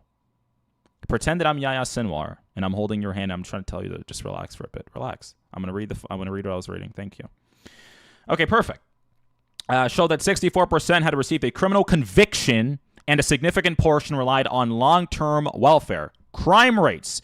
By the way, traffic ticket is not a crime. Okay, receiving a traffic ticket is like more of a civil matter than it is a criminal matter. No one goes to jail over a traffic ticket, really, unless they refuse to pay the traffic ticket or whatever. It's a different situation. Anyway, it says right here, crime rates by 2019. Perfect. Let me finish. Go ahead. By 2019, government tracking revealed that 64% of the original 321 Palestinian refugees admitted in 1992 had at least one criminal conviction, with 11.5% having served prison time, which meant that they committed not only a crime, but one that warranted prison time, so a pretty significant one, or a severe one. Among their 999 children, the second generation, right, 34% had also acquired criminal records, which is a third of them, by the way. Critics and analysts note that, quote, criminal record definitions in Denmark include minor infractions and fines alongside other severe offenses. This is true. Welfare dependent Government and policy analysis of the specific cohort noted high rates of long-term welfare dependency and low generational integration into the broader Danish workforce. And this is according to Medium. So even so low generational, not just, hey, we're the first generation, we don't know anything, low generational integration into the broader Danish workforce. So they weren't even able to really be contributors in a sense. And I'll concede that, yeah, probably a bunch of them would include more minor infractions, but nevertheless, it's disproportionate. Okay, are you done? Mm-hmm. Okay, well, were you aware that those Palestinians came from Lebanon? Wait, Actually, almost all of them, I think. I thought all Palestinians were Palestinians, regardless They were of the stateless. diaspora. They were all stateless. All What the hell does that have to do with anything? Are you okay? Wait. I thought I'm you not guys were saying all they're not part of Palestinians. I Am thought I you guys saying were they're all not part of a Palestinian? diaspora.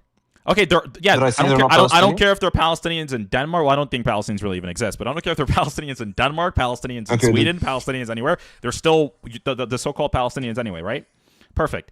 And Yeah. so, what's your point? Okay, I'll tell you my point. My point is that they were denied proper education. They were denied civil liberties when they were in Lebanon, which is why the Palestinian refugees that are in... Go on. respond. I did. I didn't even mute you or anything. You just You stopped just want to talking. moan. No, Go ahead. because you No, moaned. go I ahead. was waiting No, go for ahead. the... or Someone you said sighed, music sorry. time. I don't know why someone's saying music time. Go ahead. Tell me what you're saying. Yeah, so that's what I'm saying. I'm saying when they were in Lebanon, they literally were like extremely... Okay, dude. Oh, it's very funny, Guys, right? don't How play the people music. suffer. I don't know why you guys are playing the music. No, continue. They were denied education. Go on. What else were they denied? Okay, go ahead. Reply. No, to my tell us. statement. Go ahead. They were denied all these things, and that's why they became criminals in Denmark, a country that welcomed them in with open arms, Dude, and is a even first world if- country with welfare. Tell us why. Yeah. Go ahead. Okay, are you done? By the way, I don't know where the music is coming from. I never really know where it's coming from. No, continue. Okay, so how about you check actual Palestinian refugees and how they do in Jordan, and actual Palestinian refugees and how do they do in the UAE, and Palestinian refugees in the USA. Yeah. And check how So well they in assimilated and how well they do. Yeah, in Jordan, Palestinians actually don't do well. They face heavy discrimination there. And by the way, in Lebanon, they also don't do well because in the government in Lebanon, well, Jordan, to be Did fair, I mention it's like, Lebanon? Did I mention Lebanon? well, actually, yeah, you were telling me that the Palestinians in Lebanon were the ones doing bad because they Yeah, weren't did I when I educated mentioned and where stuff they like were that as doing well, did I mention Lebanon? which is pretty interesting. I thought they were all Palestinians from the diaspora. Now you have to nitpick Palestinians from very specific and particular No. countries. Okay, you're telling me. Okay, Ukrainians. in No, Poland, not do these they do as well Palestinians. as We want Ukrainians in the Lebanese UK? Palestinians. Huh?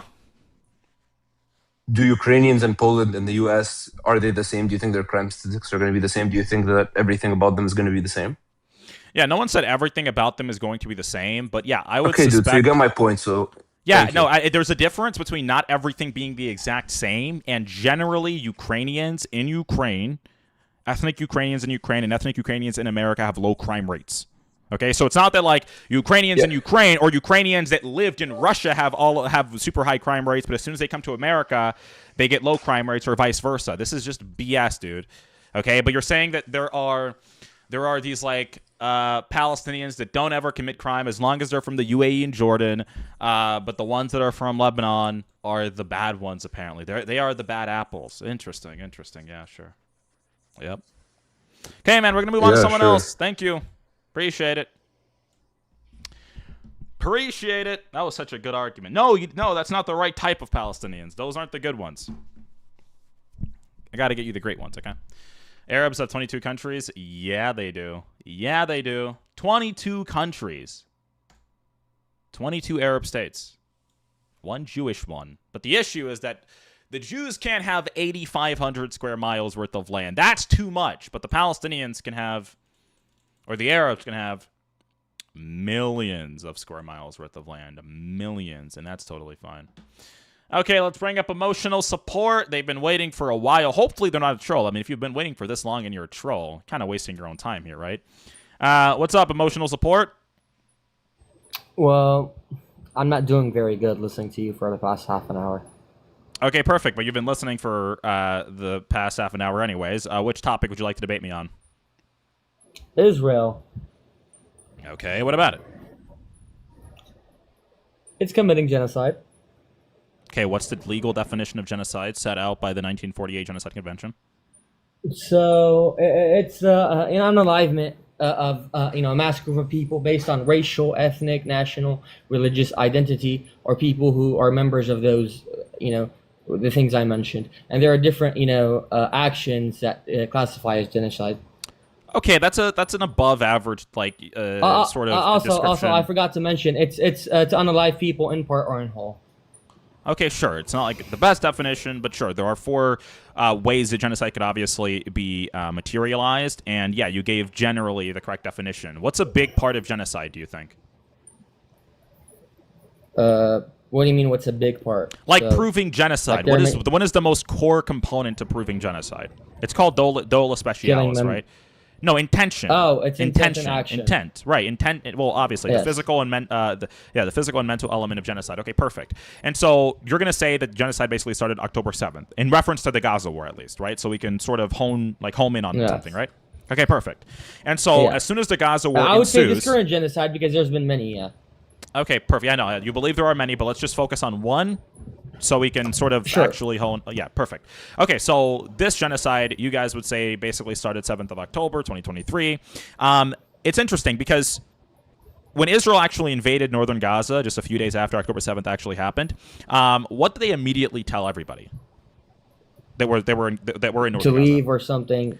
To flee south. To flee south of northern Gaza. Yeah. They also dropped thousands of leaflets, and I've actually read the leaflets because there's pictures of them, basically saying that Hamas and the terrorist organizations that are affiliated have started a war against the state of Israel. If you are a civilian, move south. What did Hamas immediately do afterwards? Like what they tell the people?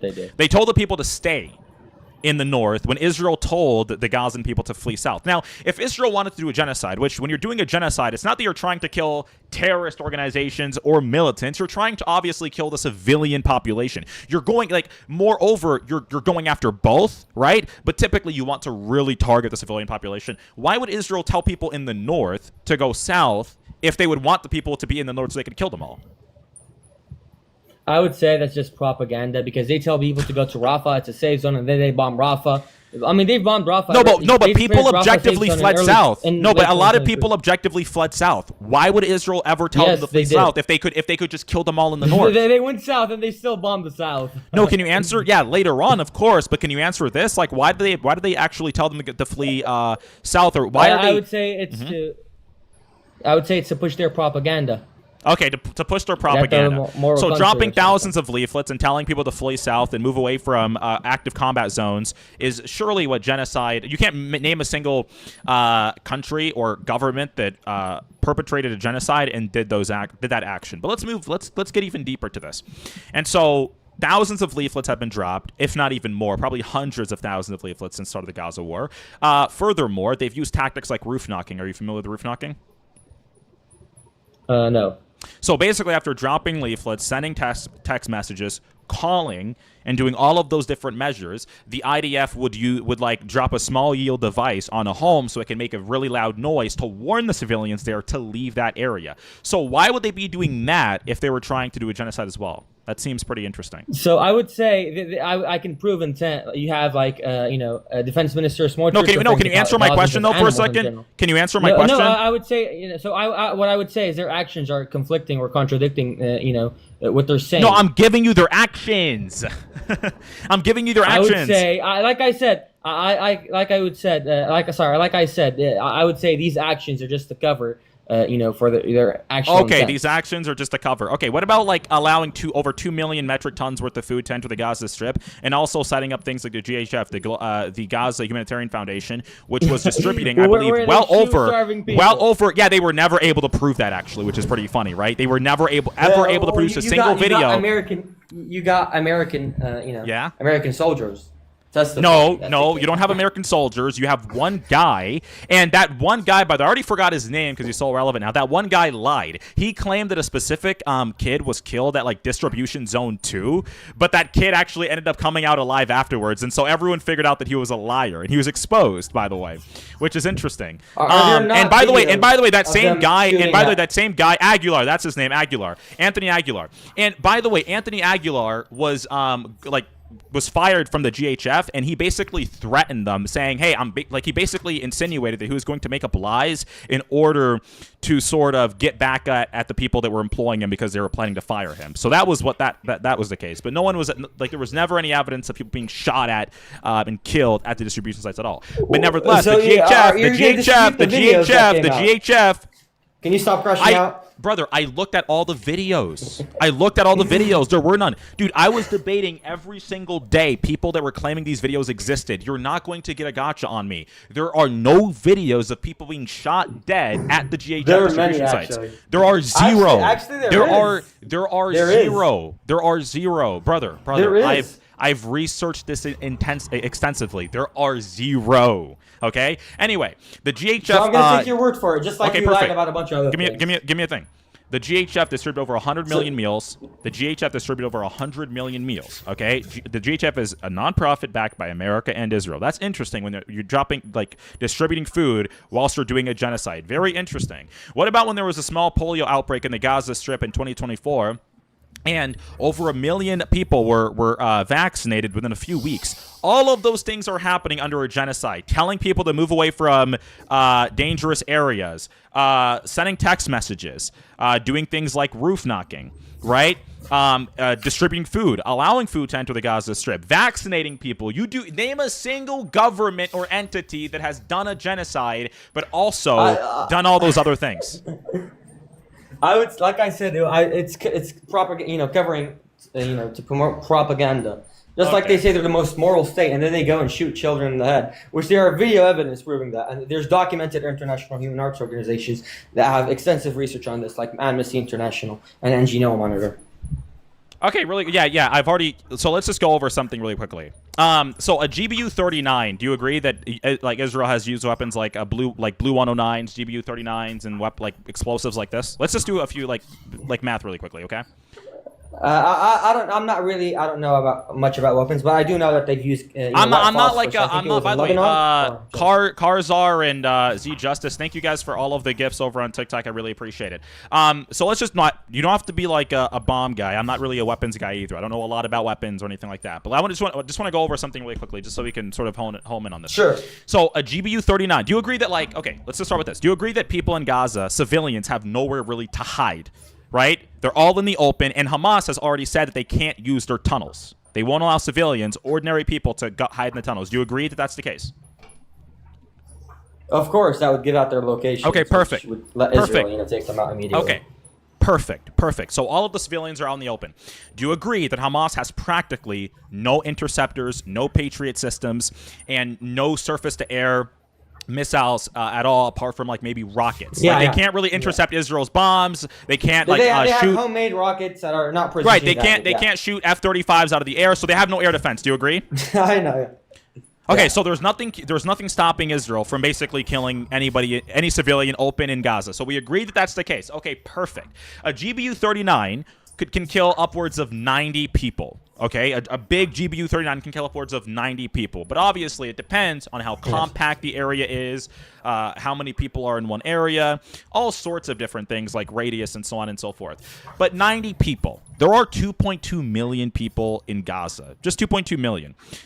Would you like to do some math with me, and let's see whether or not this adds up? How many people do you think one GBU-39 can kill? Like you said, I'm taking your word for it. Maybe 100. You can pick 50 if you will. You can say 50. It says up to 90. We can say 50. 50 people. Okay. How many 2,000-pound bombs have been dropped in Gaza? Would you say? I'm not sure. I'm taking your numbers for it. There was a report. There was a report of 200,000 bombs. Again, 200,000 bombs, not including bullets, not including artillery and ground operations. Let's just say 200,000. Okay, if we do 90 times 200,000, we reach 18 million. But let's be gracious. Let's be very gracious. Let's say every bomb that Israel drops in Gaza can kill 5 people. And by the way, they're saying that Israel is not. Hold on. You're crashing out again. No, hold on. I'm trying to specify. I'm not crashing out. I'm being very specific. Let's say 5 people. By the way, he already agreed, guys. Gaza has no air defense whatsoever. The civilians have nowhere to hide because they can't hide in the tunnels that Hamas can hide in, right? So let's say that Israel can home in on a spot and kill 5 people for every bomb being dropped. And let's say we go with 200,000 bombs, 5 people instead of 90. That would still be 1 million people. According to Hamas themselves, okay, about 75,000 people have died, and that includes civilians, combatants, collaborators, internal deaths, natural deaths. That would be about 75,000. So not even 1/10 of a million yet. So the issue here is, your statistics or your math isn't, realistically. It's not how it's portrayed on the battleground. On the battleground, you have buildings that are struck more than once. You have targets that are struck. That proves more of my point. That proves more of my point. Yeah. Actually, that actually disproves. Wait, how does that disprove my point? You're saying they're attacking even more. You're saying they're going after these civilians even more and double tapping. What you're saying is, if you dropped a bomb, all these bombs on Gaza, it would evaporate everybody. It would affect a massive amount of people, disproportionate to the people that have been affected until this day. So I would say, no, when you're dropping multiple bombs on the same place, that's not affecting. It's only affecting the same people. It's not affecting multiple different people. Wait, what do you mean? What do you mean? The Gaza Strip is 21 miles. Israel has access to the most sophisticated weaponry known to mankind in contemporaneous times, and you're telling me that these civilians cannot hide and they're out in the open for the Israelis to slaughter them. And you're also saying, because there is the Dolus Specialis intent aspect of this, the IDF specifically wants to target all of the civilians in Gaza. If this is the case, by the way, there can be 20, 30, 40, up to 90 people. There can be up to 90 people killed by one bomb. If they drop the nuke, there could be all sorts of different people. So hold on. According to some reports, according to people that are saying it's genocide, they're being indiscriminate. They're not discerning between civilians and combatants. If that was the case, they would probably be killing if we're being super conservative, 10 people per bomb. By the way, they can wait until people are sleeping and huddled up together. They can make it work because they have nowhere to hide. Hold on, because they have nowhere to hide. So if they killed 10 people per bomb and they've dropped 200,000 bombs in Gaza, they would have basically killed 2 million people, which would effectively be the entire Gazan population. And yet, we're nowhere near that, which shows discernment. What you're going about is hypothetical math and hypothetical statistics. What I would say is, there's objective evidence of video footage, eyewitnesses, Doctors Without Borders. Many doctors have been in Gaza. I would say there's Israeli officials claiming making horrendous claims about Palestinians, like Smotrich referring to hypothetical animals, math, like guys. Netanyahu. Math it is really hypothetical because it's not. No. I'm not saying your math is wrong. Your math is statistically right. I'm saying it's not as it's portrayed in the battleground. In the battleground, it's portrayed. Yeah, but I'm saying in the battleground it should be portrayed like. Okay, if you just do me a favor, guys. If you assume everything is true, that the people that are saying it's a genocide, like everything that okay, these people are committing. Hold on for a second. So the intent, my argument. Let me finish. My argument for intent. I still never made the argument, dude. Hold on, dude. Hold on. This is kind of exhausting. I don't think you guys understand. If you take all of the assumptions you would need for it to be a genocide as true, the math does not add up. It would be like the worst genocide known to man. You have all of this military arsenal, all of this sophisticated weaponry, where you have no air defense. These people are in a 21-mile enclave where they can hide and run basically nowhere. And you have all of these weapons, and it's 3.5% of the population in over 1,000 days of war. And genocide isn't really about numbers. actually numbers tell us a lot. What percent of the European, well, so just really quickly, about 3.65% of the Gazan population has died since the start of the war, including natural deaths, internal clashes between gangs in Gaza. Well, we actually don't Hamas, know the exact number because there are still okay, people under I'm the not rubble saying that have I'm not not been saying classified. exact. Yeah, but even if you add the people in the rubble, it's still below 4%. So if you do the math from what they've told us, it's about 3.65% of the Gazan population, including civilians, combatant, collaborators, natural deaths, internal fighting, all of those different factors, okay? 3.65%, including everybody.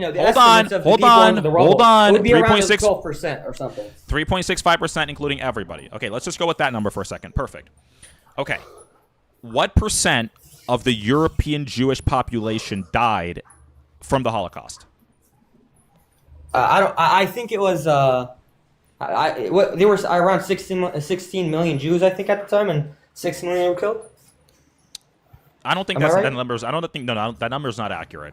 But just so we can get it correct, well, 6 Yeah, million like I were said, killed. I'm not very sure about it. 6 million were killed. I don't know if there were 16 million Jews necessarily. Okay, at the time. 16, not 60. No, I don't think there were 16 million Jews at the time. I may be wrong. But 6 million they were were killed. really population. But the number, today. yeah, but the number was over 60% of the European Jewish population died from the Holocaust. Over 60%. Okay. So, well, 6 million is still an estimate. It's not a very accurate number. It can be, more or less. So yeah, we're going based on an estimate. Okay, we're always going based off of some estimate, dude. But the most renowned sort of analysis of this says it's about 6 million. Okay, perfect. So Sure. over 60% of the European Jewish population died because of the Holocaust. During the Rwandan genocide, because we're going to cross-reference genocides here, during the Rwandan genocide, over 70% of the Tutsi population were killed in Rwanda. Now, during the Gaza genocide, where you have all of this weaponry and no one can leave, 21-mile enclave, it's a genocide. They're dropping bombs everywhere. They're trying to get the civilians. After over 1,000 days, only 3.65% of the population dies, and that's including the fighters, the civilians, the collaborators, internal deaths, and natural deaths. Yeah, that doesn't really add up. This is the weirdest genocide ever. I mean, considering, over half of the population of, Gaza is under 18. So natural deaths would be very, very low because only less than half is over 18. And if you actually look at other genocides, which you didn't mention, like the Kurdish genocide, which only 40,000 were killed, which is a very low, proportion What to year? The total population of Kurds. This was What year? 1991 when Saddam massacred the Jews. Okay, Between how many- 1989 and 1991. And how many Kurds at the time existed? I think around 15 million. Let me see. I'm not sure. I'll search it up. You said what year was genocide? 19... Between the late 1980s and 1991. I think it was 89 to 91 or 90 to 91. Let's say 91. Okay, 22 million. Okay, how many?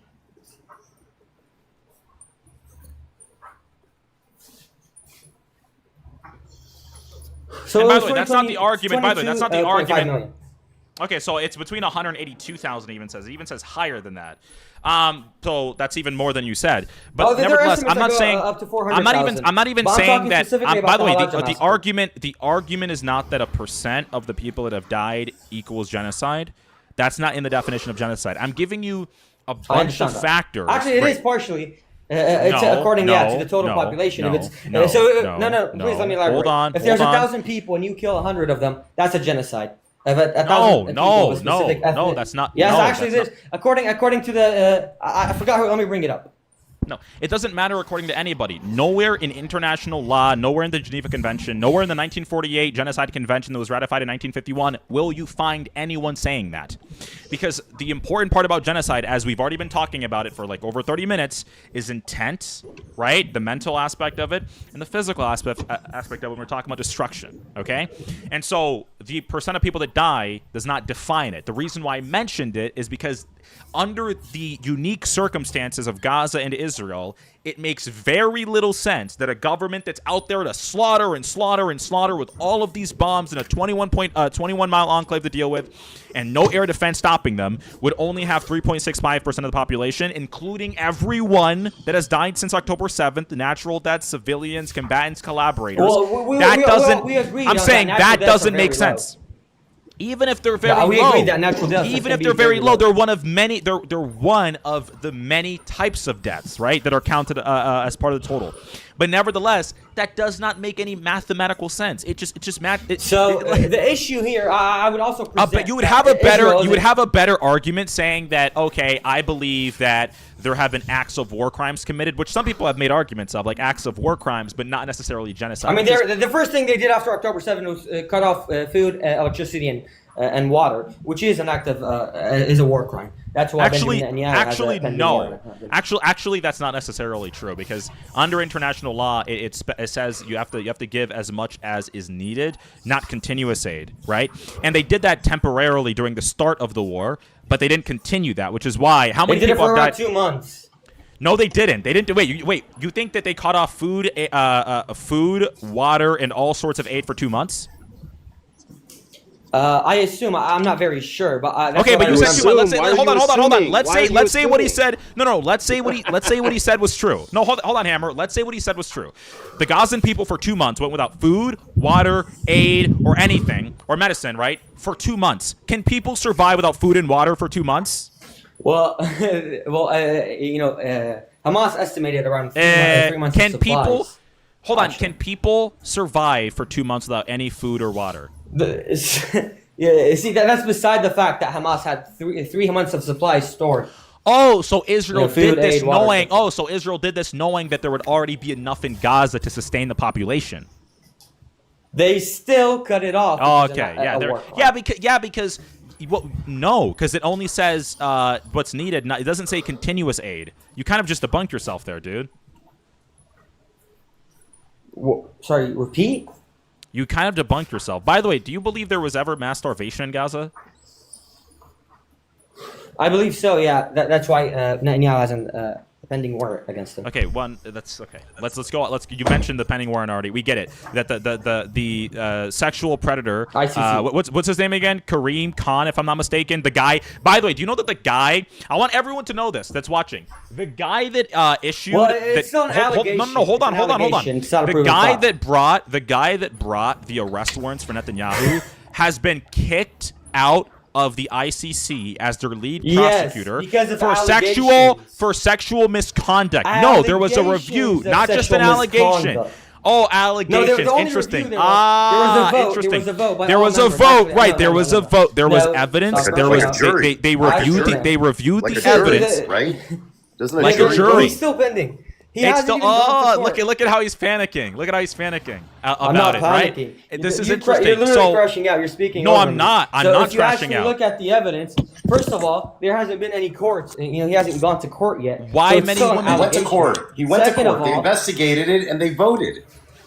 Actually, they didn't investigate it. They only voted. With they voted without an investigation. If they should. Yes. No, there was an investigation, brother. I've read about this. Let me clarify it for you. There was an investigation, okay? And they concluded from their investigation, from all of the evidence, because you think that these people are just voting to vote. No, they are given evidence. These are the circumstances. This is the evidence for the accusation. You guys make the decision as you vote. And they decided that Kareem Khan, the lead prosecutor for the ICC that got those arrest warrants out for Netanyahu, was incompetent enough and was a sexual predator to the point where they decided to drop him. And by the way, it wasn't just one woman, it was multiple different women that accused him of sexual assault. And by the way, when he first got those arrest warrants out, just before they did, or Khan, Kareem Khan, whatever his name is, right before they got the arrest warrants out for him, he was already receiving those allegations. He was already receiving those allegations. So it actually got him. I stand corrected. Yep. I stand corrected. He was investigated by the ICC. Okay, perfect. You see, he just admitted. Hold on. I want everyone. Hold on. I want you to repeat yourself because we're interrupting you. Thank you. No, actually, Thank you. It's okay to concede. Thank you. I'm a man. Can I ask a question? So please let me just Can I ask him a question? Let me just make this point. Since he's making all the points and you're responding. Let me just make this point. How about no? You've been doing that the whole time. How about you start responding? No, I mean, how about you start responding to some points? You start responding. You've been making all the points. I'm not here to debate you, old man. What are you afraid of? You afraid of responding? I'm not afraid of you. I can respond to you. Okay, then you respond. Here's my question. No. After I make this point. So first of all, Kareem Khan, the ICC head prosecutor, doesn't have all the authority. You're not going to talk over me. I promise. I promise you're not going to talk over me. He's the lead prosecutor. He's the lead prosecutor. Why are natural death? Why are natural deaths counted in the war totals?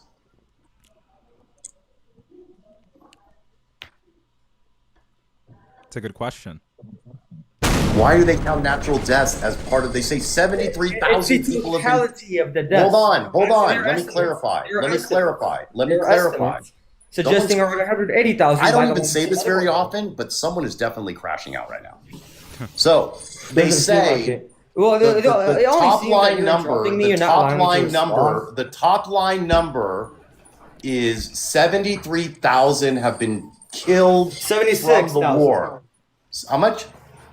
He's saying 76, which 76. Okay. Fine, 76,000 killed from the war. However, natural deaths account for 20 to 25,000 of those deaths. Where'd you get that? Where'd you get that from? Because according to the Gaza Health Ministry, it's called according math. to the Gaza Health Ministry. No, it's called math. Do you want an answer? What I'm going to say, it's also called math. Hold on, you asked him a question. Hold on. You want an answer? I'll give you the answer. Let me mediate here. Me a question. Emotional support. You asked him a question. Let him answer. You said, how did he come to that number of 25,000 accounting for 20? Okay, emotional support. Hold. You guys both just calm down for a second. I'm going to mediate this, okay? You asked him a very specific question. How did he come to the conclusion that 25,000 out of the 75,000 war totals comes from natural deaths? He's going to now give you the answer. Let him respond. Go ahead, Hammer. Well, first and foremost, Hamas Ministry of Health admitted that natural deaths were included in the total. And we can calculate natural deaths based on the average of what Gaza was experiencing pre-war.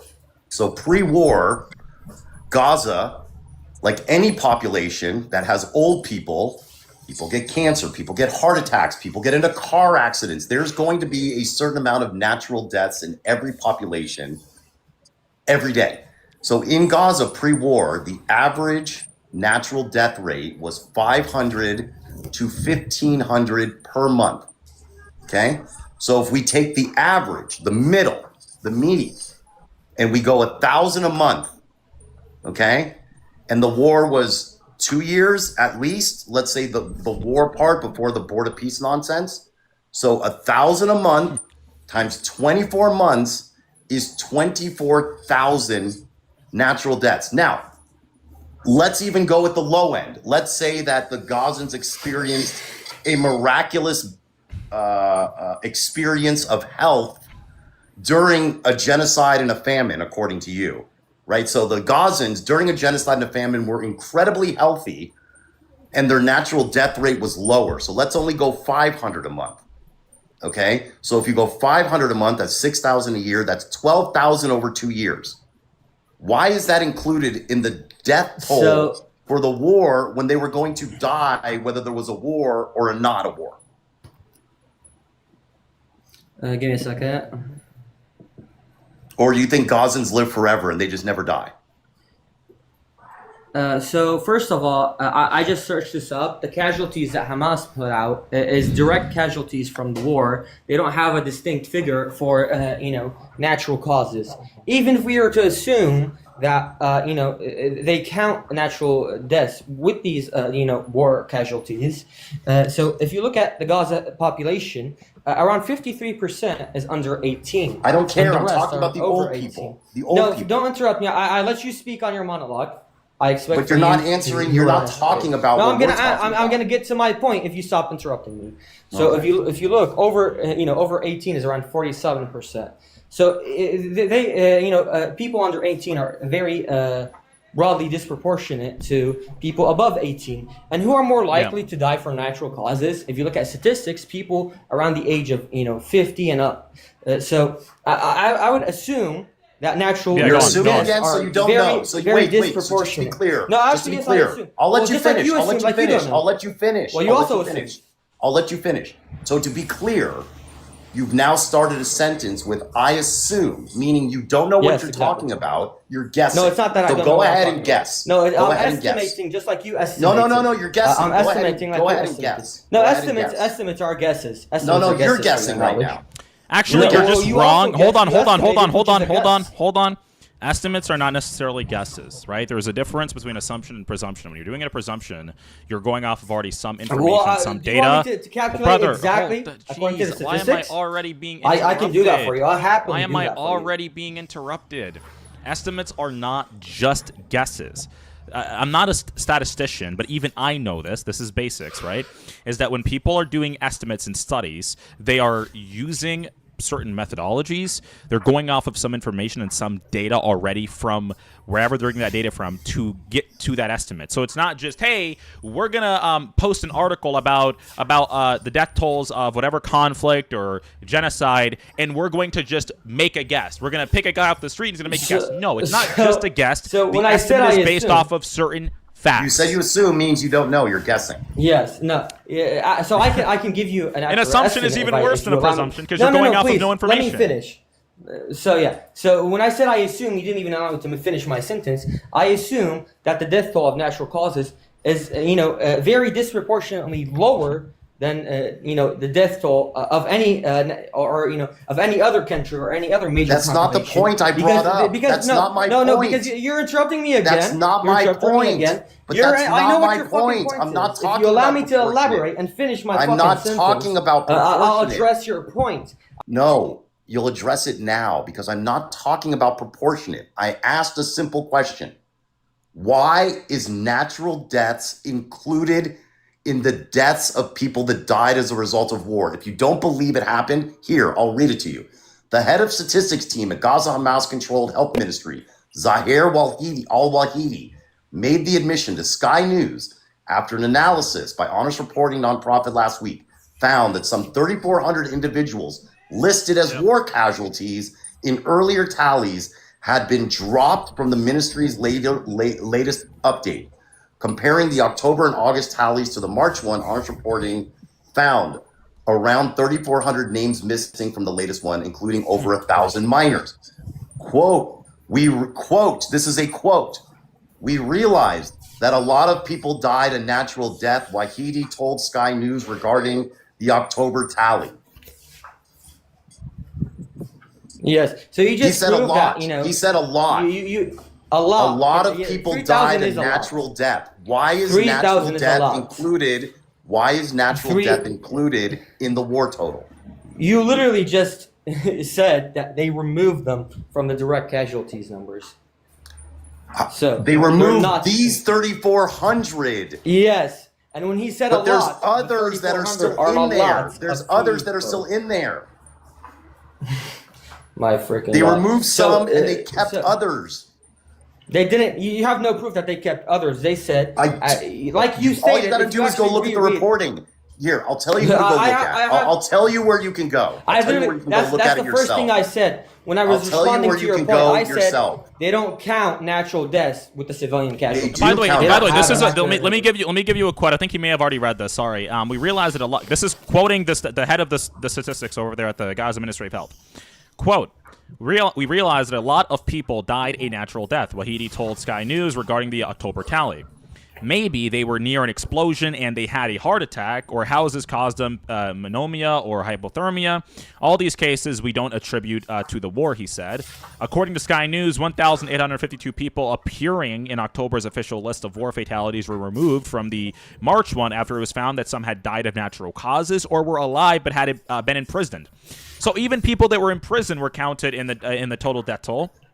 In total, there were 3,952 names that have been removed in several corrections. There are still Gaza's reported. civilians. They haven't removed others. Yeah. Because yeah, brother, I specifically said that they don't hold count on. for I'm natural reading. causes in the civilian They casualties. do. Why? It's crazy. I specifically said they don't. So they were mistaken when they did. They removed them. Are you dumb? Are you dumb? They were mistaken and they removed them.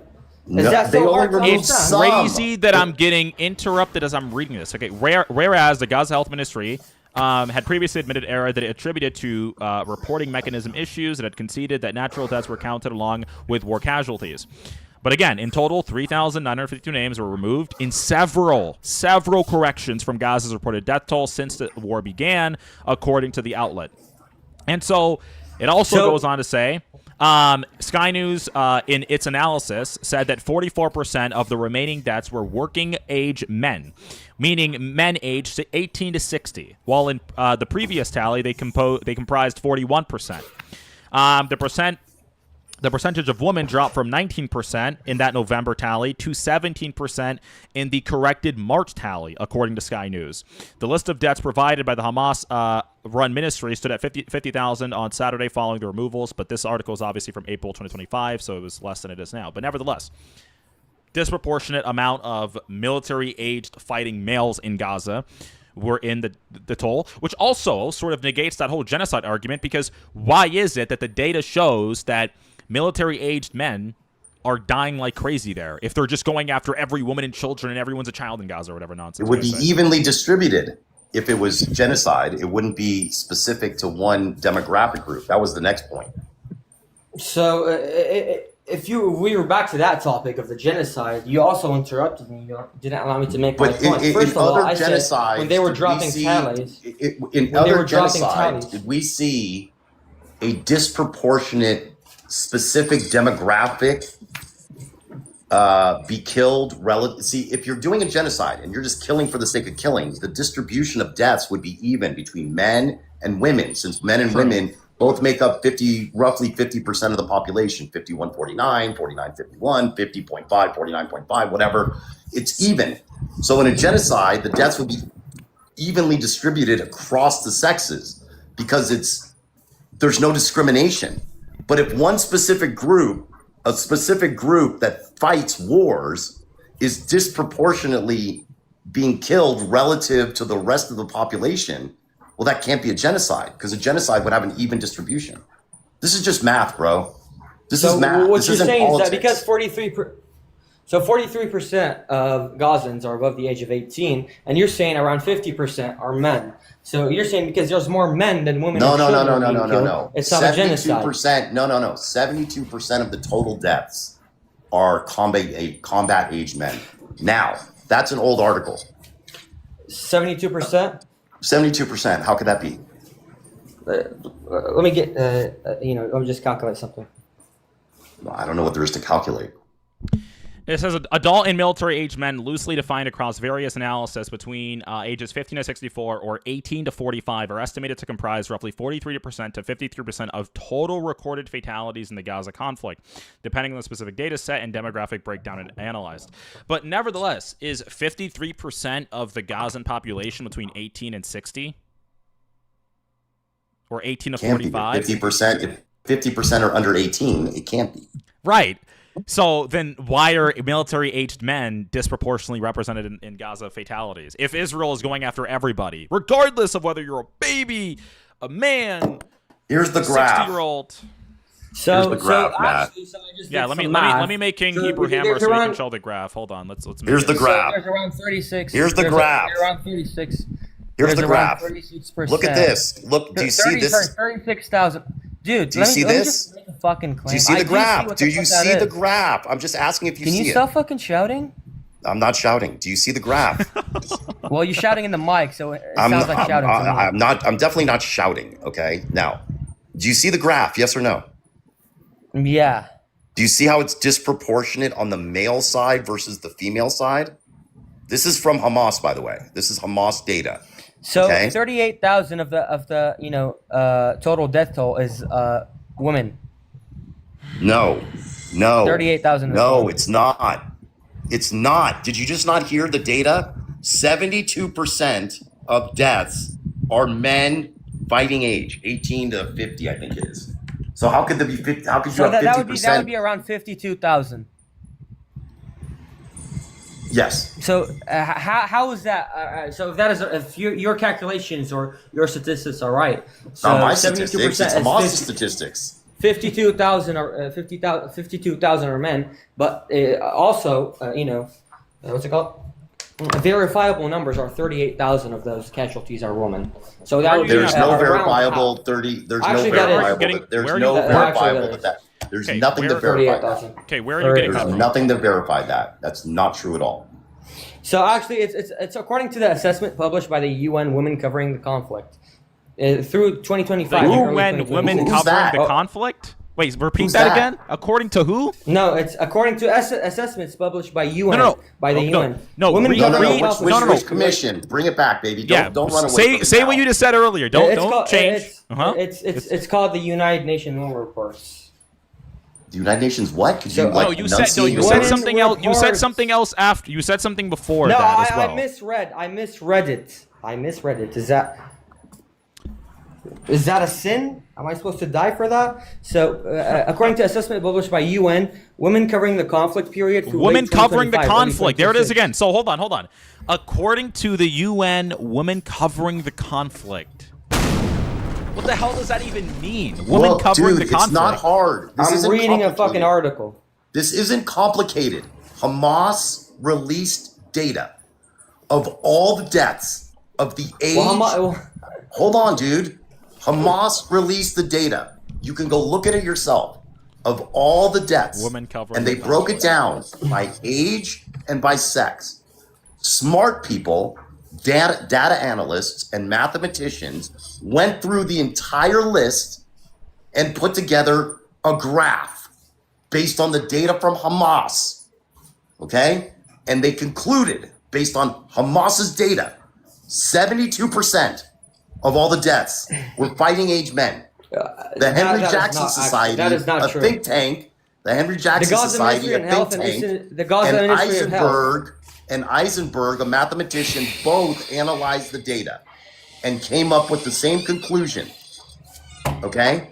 And you're going to The use... Gaza Health Ministry I'm sorry? and detailed demographic data sets. The Gaza Health Ministry of Health and detailed demographic data sets published by health authorities and analyzed by international monitors, such as the UN Office for Coordination of Humanitarian Affairs and Independent Epidemiology. That was old data. That was What's old the- data. what's the date? What's the roughly date? 18 That to was 26. old. That was originally... This was originally people This were was in saying... 2024. Originally it was that's reported... old. Okay, that's old. 2024. Let's get through this. Let's not have a shouting match, guys. 18 please. to 26% of the fatalities are women. Okay. That's Okay, old. perfect. That is according to 2024 data, and that's old data. We have newer data that's not even like this year new, but pretty new, right? And so 2025, this was published in 2025, okay? The Washington Institute. Combat-aged men in Gaza account for about 29% of the total population, yet they are, it says here, 53% of Gazan fatalities in the war, if you look at the graph. That was at that time. And that was in It's 2025. still been revised. Yeah, that was in 2025. That's newer to the 2024 that you just mentioned. So yeah, dude, they've been disproportionately represented. If it was the case that they were going after everybody, then it would be evenly distributed, like Hammer said. That's what it really means when you're being indiscriminate. Indiscriminate means it would be even across the board because you're not picking and choosing. Right. True. So If someone my came, statistics, if someone blew up, My- let's just say someone was able to annihilate San Diego, okay? San Diego, California, some foreign enemy came and San Diego, every single person was killed. Do you know what we would find? About 50% of the deaths were men and about 50% of the deaths were women. Give or take a very, very small rounding error. Because that is the breakdown of the population in every society except for like China. True. That's true. If the 50-50. claim, it's really simple. Let me say it slower for the people in the back. It's really simple. If the claim that is made is that the IDF is going after everybody, whether they're super old or they're a newborn or they're a woman or they're a male, and the Gazan people can run nowhere and that they have no air defense systems to stop any of the rockets, they can't shoot down any F-35s or F-16s, and they're killing everyone they can, even if they haven't killed everyone yet, you would see the amount of people that are dying would be proportionate to their share of the population. So it's not going to be over 53% of the people dying being military-aged males when they're not even 30% of the population. It's a really simple concept. So according to that, you never even allowed me to prove the intent of the what's it called, dualysis or whatever thing, or the genocide. And like I said, the intent matches your action. That's my first claim. You went on to prove that they don't have intent. We're gonna wrap this up, bro. We're gonna wrap this up, etc. Last point, dude. Last point. You want because you don't want. You know I'm gonna bring up Netanyahu, Smotrich, and Ben Gvir, and you want to discuss that. Yeah, by the way, it's funny how you guys want to talk about what Ben Gvir, and by the way, Netanyahu has not said really anything insane. Every single time you guys say that he said something referring insane, to them as Amalek, I think that's something insane. Sure. So, what did he... No, it's not wait, sure. Hold on. I'm going to... It's actually not insane at all. It's really... I'm gonna respond... By the way, before I even respond to that, it's funny how you guys freak out about the Amalek comment when in Hamas's charter they specifically mention Sahih Muslim and talk about how they did I say I support? Don't interrupt me. Yeah. I support Hamas? This is the game, you leftist. Don't interrupt me. This is the game you leftist play. I'm not a leftist, dude. I'm not a leftist. I'm not even an American. This is the game these leftists play, right? The game these leftists play. You let me finish. Okay, whatever. Passionate non-American here. Perfect. This is the game they play. They're like, well, I don't support Hamas, but I'll never bring up any of the bad things they do. Whenever you bring up something bad that Hamas does, I'll never bring it up. I'm just going to say I don't support them. I don't support them, but I won't really bring up all of the things that they do as well. But nevertheless, let me respond to this, okay? Netanyahu clarified that he was talking about Hamas. And I believe he was mentioning a verse from Jeremiah, if I'm not mistaken, where it specifically, it was not Deuteronomy, actually. It was Jeremiah. It was not Deuteronomy. You're confusing them. And the verse, or maybe it was Deuteronomy, but nevertheless, the verse specified, the verse actually said, don't remember what Amalek did to you. Because in the Bible, obviously, Amalek were attacking the Israelites and slaughtering them and killing them and so on. And so he was talking about that. And who was he referring to? The militants that attacked Israelis on October 7th and predominantly slaughtered innocent civilians. So that's why he said, don't forget, or that's why he was quoting that verse where it said, don't forget what Amalek did to you.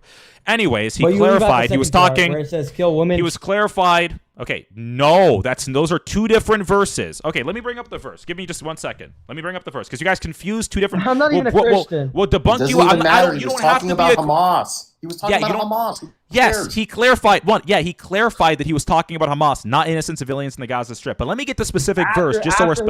No, he was talking about Hamas the 2 sentences before. Yes. Even the 2 sentences before, he was specifically talking about Hamas. Okay, but let's go ahead. That's who he was referring to. Dude, let me tell you something. You can accuse Israel of a lot of things. Even Bibi. They're not right, but you can accuse them. One thing you cannot accuse Bibi Netanyahu is of being stupid. The guy's got like a 150 IQ. He went to MIT. He's not a dummy. Okay? You might think he's evil. You might think he's bad. You may hate him. That's all fine. But no one thinks he's dumb. The idea that Bibi Netanyahu, maybe I didn't know that Bibi Netanyahu would go in public and start speaking about wiping out the entire population of Gaza is something a dumb person would do. Exactly. And Bibi is not dumb. Okay. He's not dumb. Okay. So I accept. Why would he, like, even it, he might be corrupt. Think about it. Think about it from the more. Yeah. I like how Hammer worded that. Think about it from the more like sophisticated realm. You may think that he's like evil. I understand. Yeah, I understand your point. You may think he's fiendish, malevolent, the most Mephistophelian guy that's ever existed throughout human history. But he's obviously not a dumbass. And he obviously understands how public perception works. And he understands that he's a public figure. Holy shit, the interruptions, man. You could be right about that. Interruptions. Holy shit, the interruptions. Right. Calm down. Could be. Perfect. Jeez. Okay. But that's not Bibi. You're the only. But that's not Bibi. We're talking about Bibi. Dude, it's funny how he does this weird sort of panic attack thing where it's like he mentions someone, we're debunking him on this, and he's like, I can see. I'm using your tactics against you. You're not using a tactic. You literally just conceded that you lost this argument, and now you're just interrupting me, and then you're saying, "Well, Ben Gvir, this other person." It's okay because this is how people that don't know how debates work do, right? They do this thing where they're getting debunked on something. It's just like on Jubilee when you Right. This is what happens when they get debunked on something.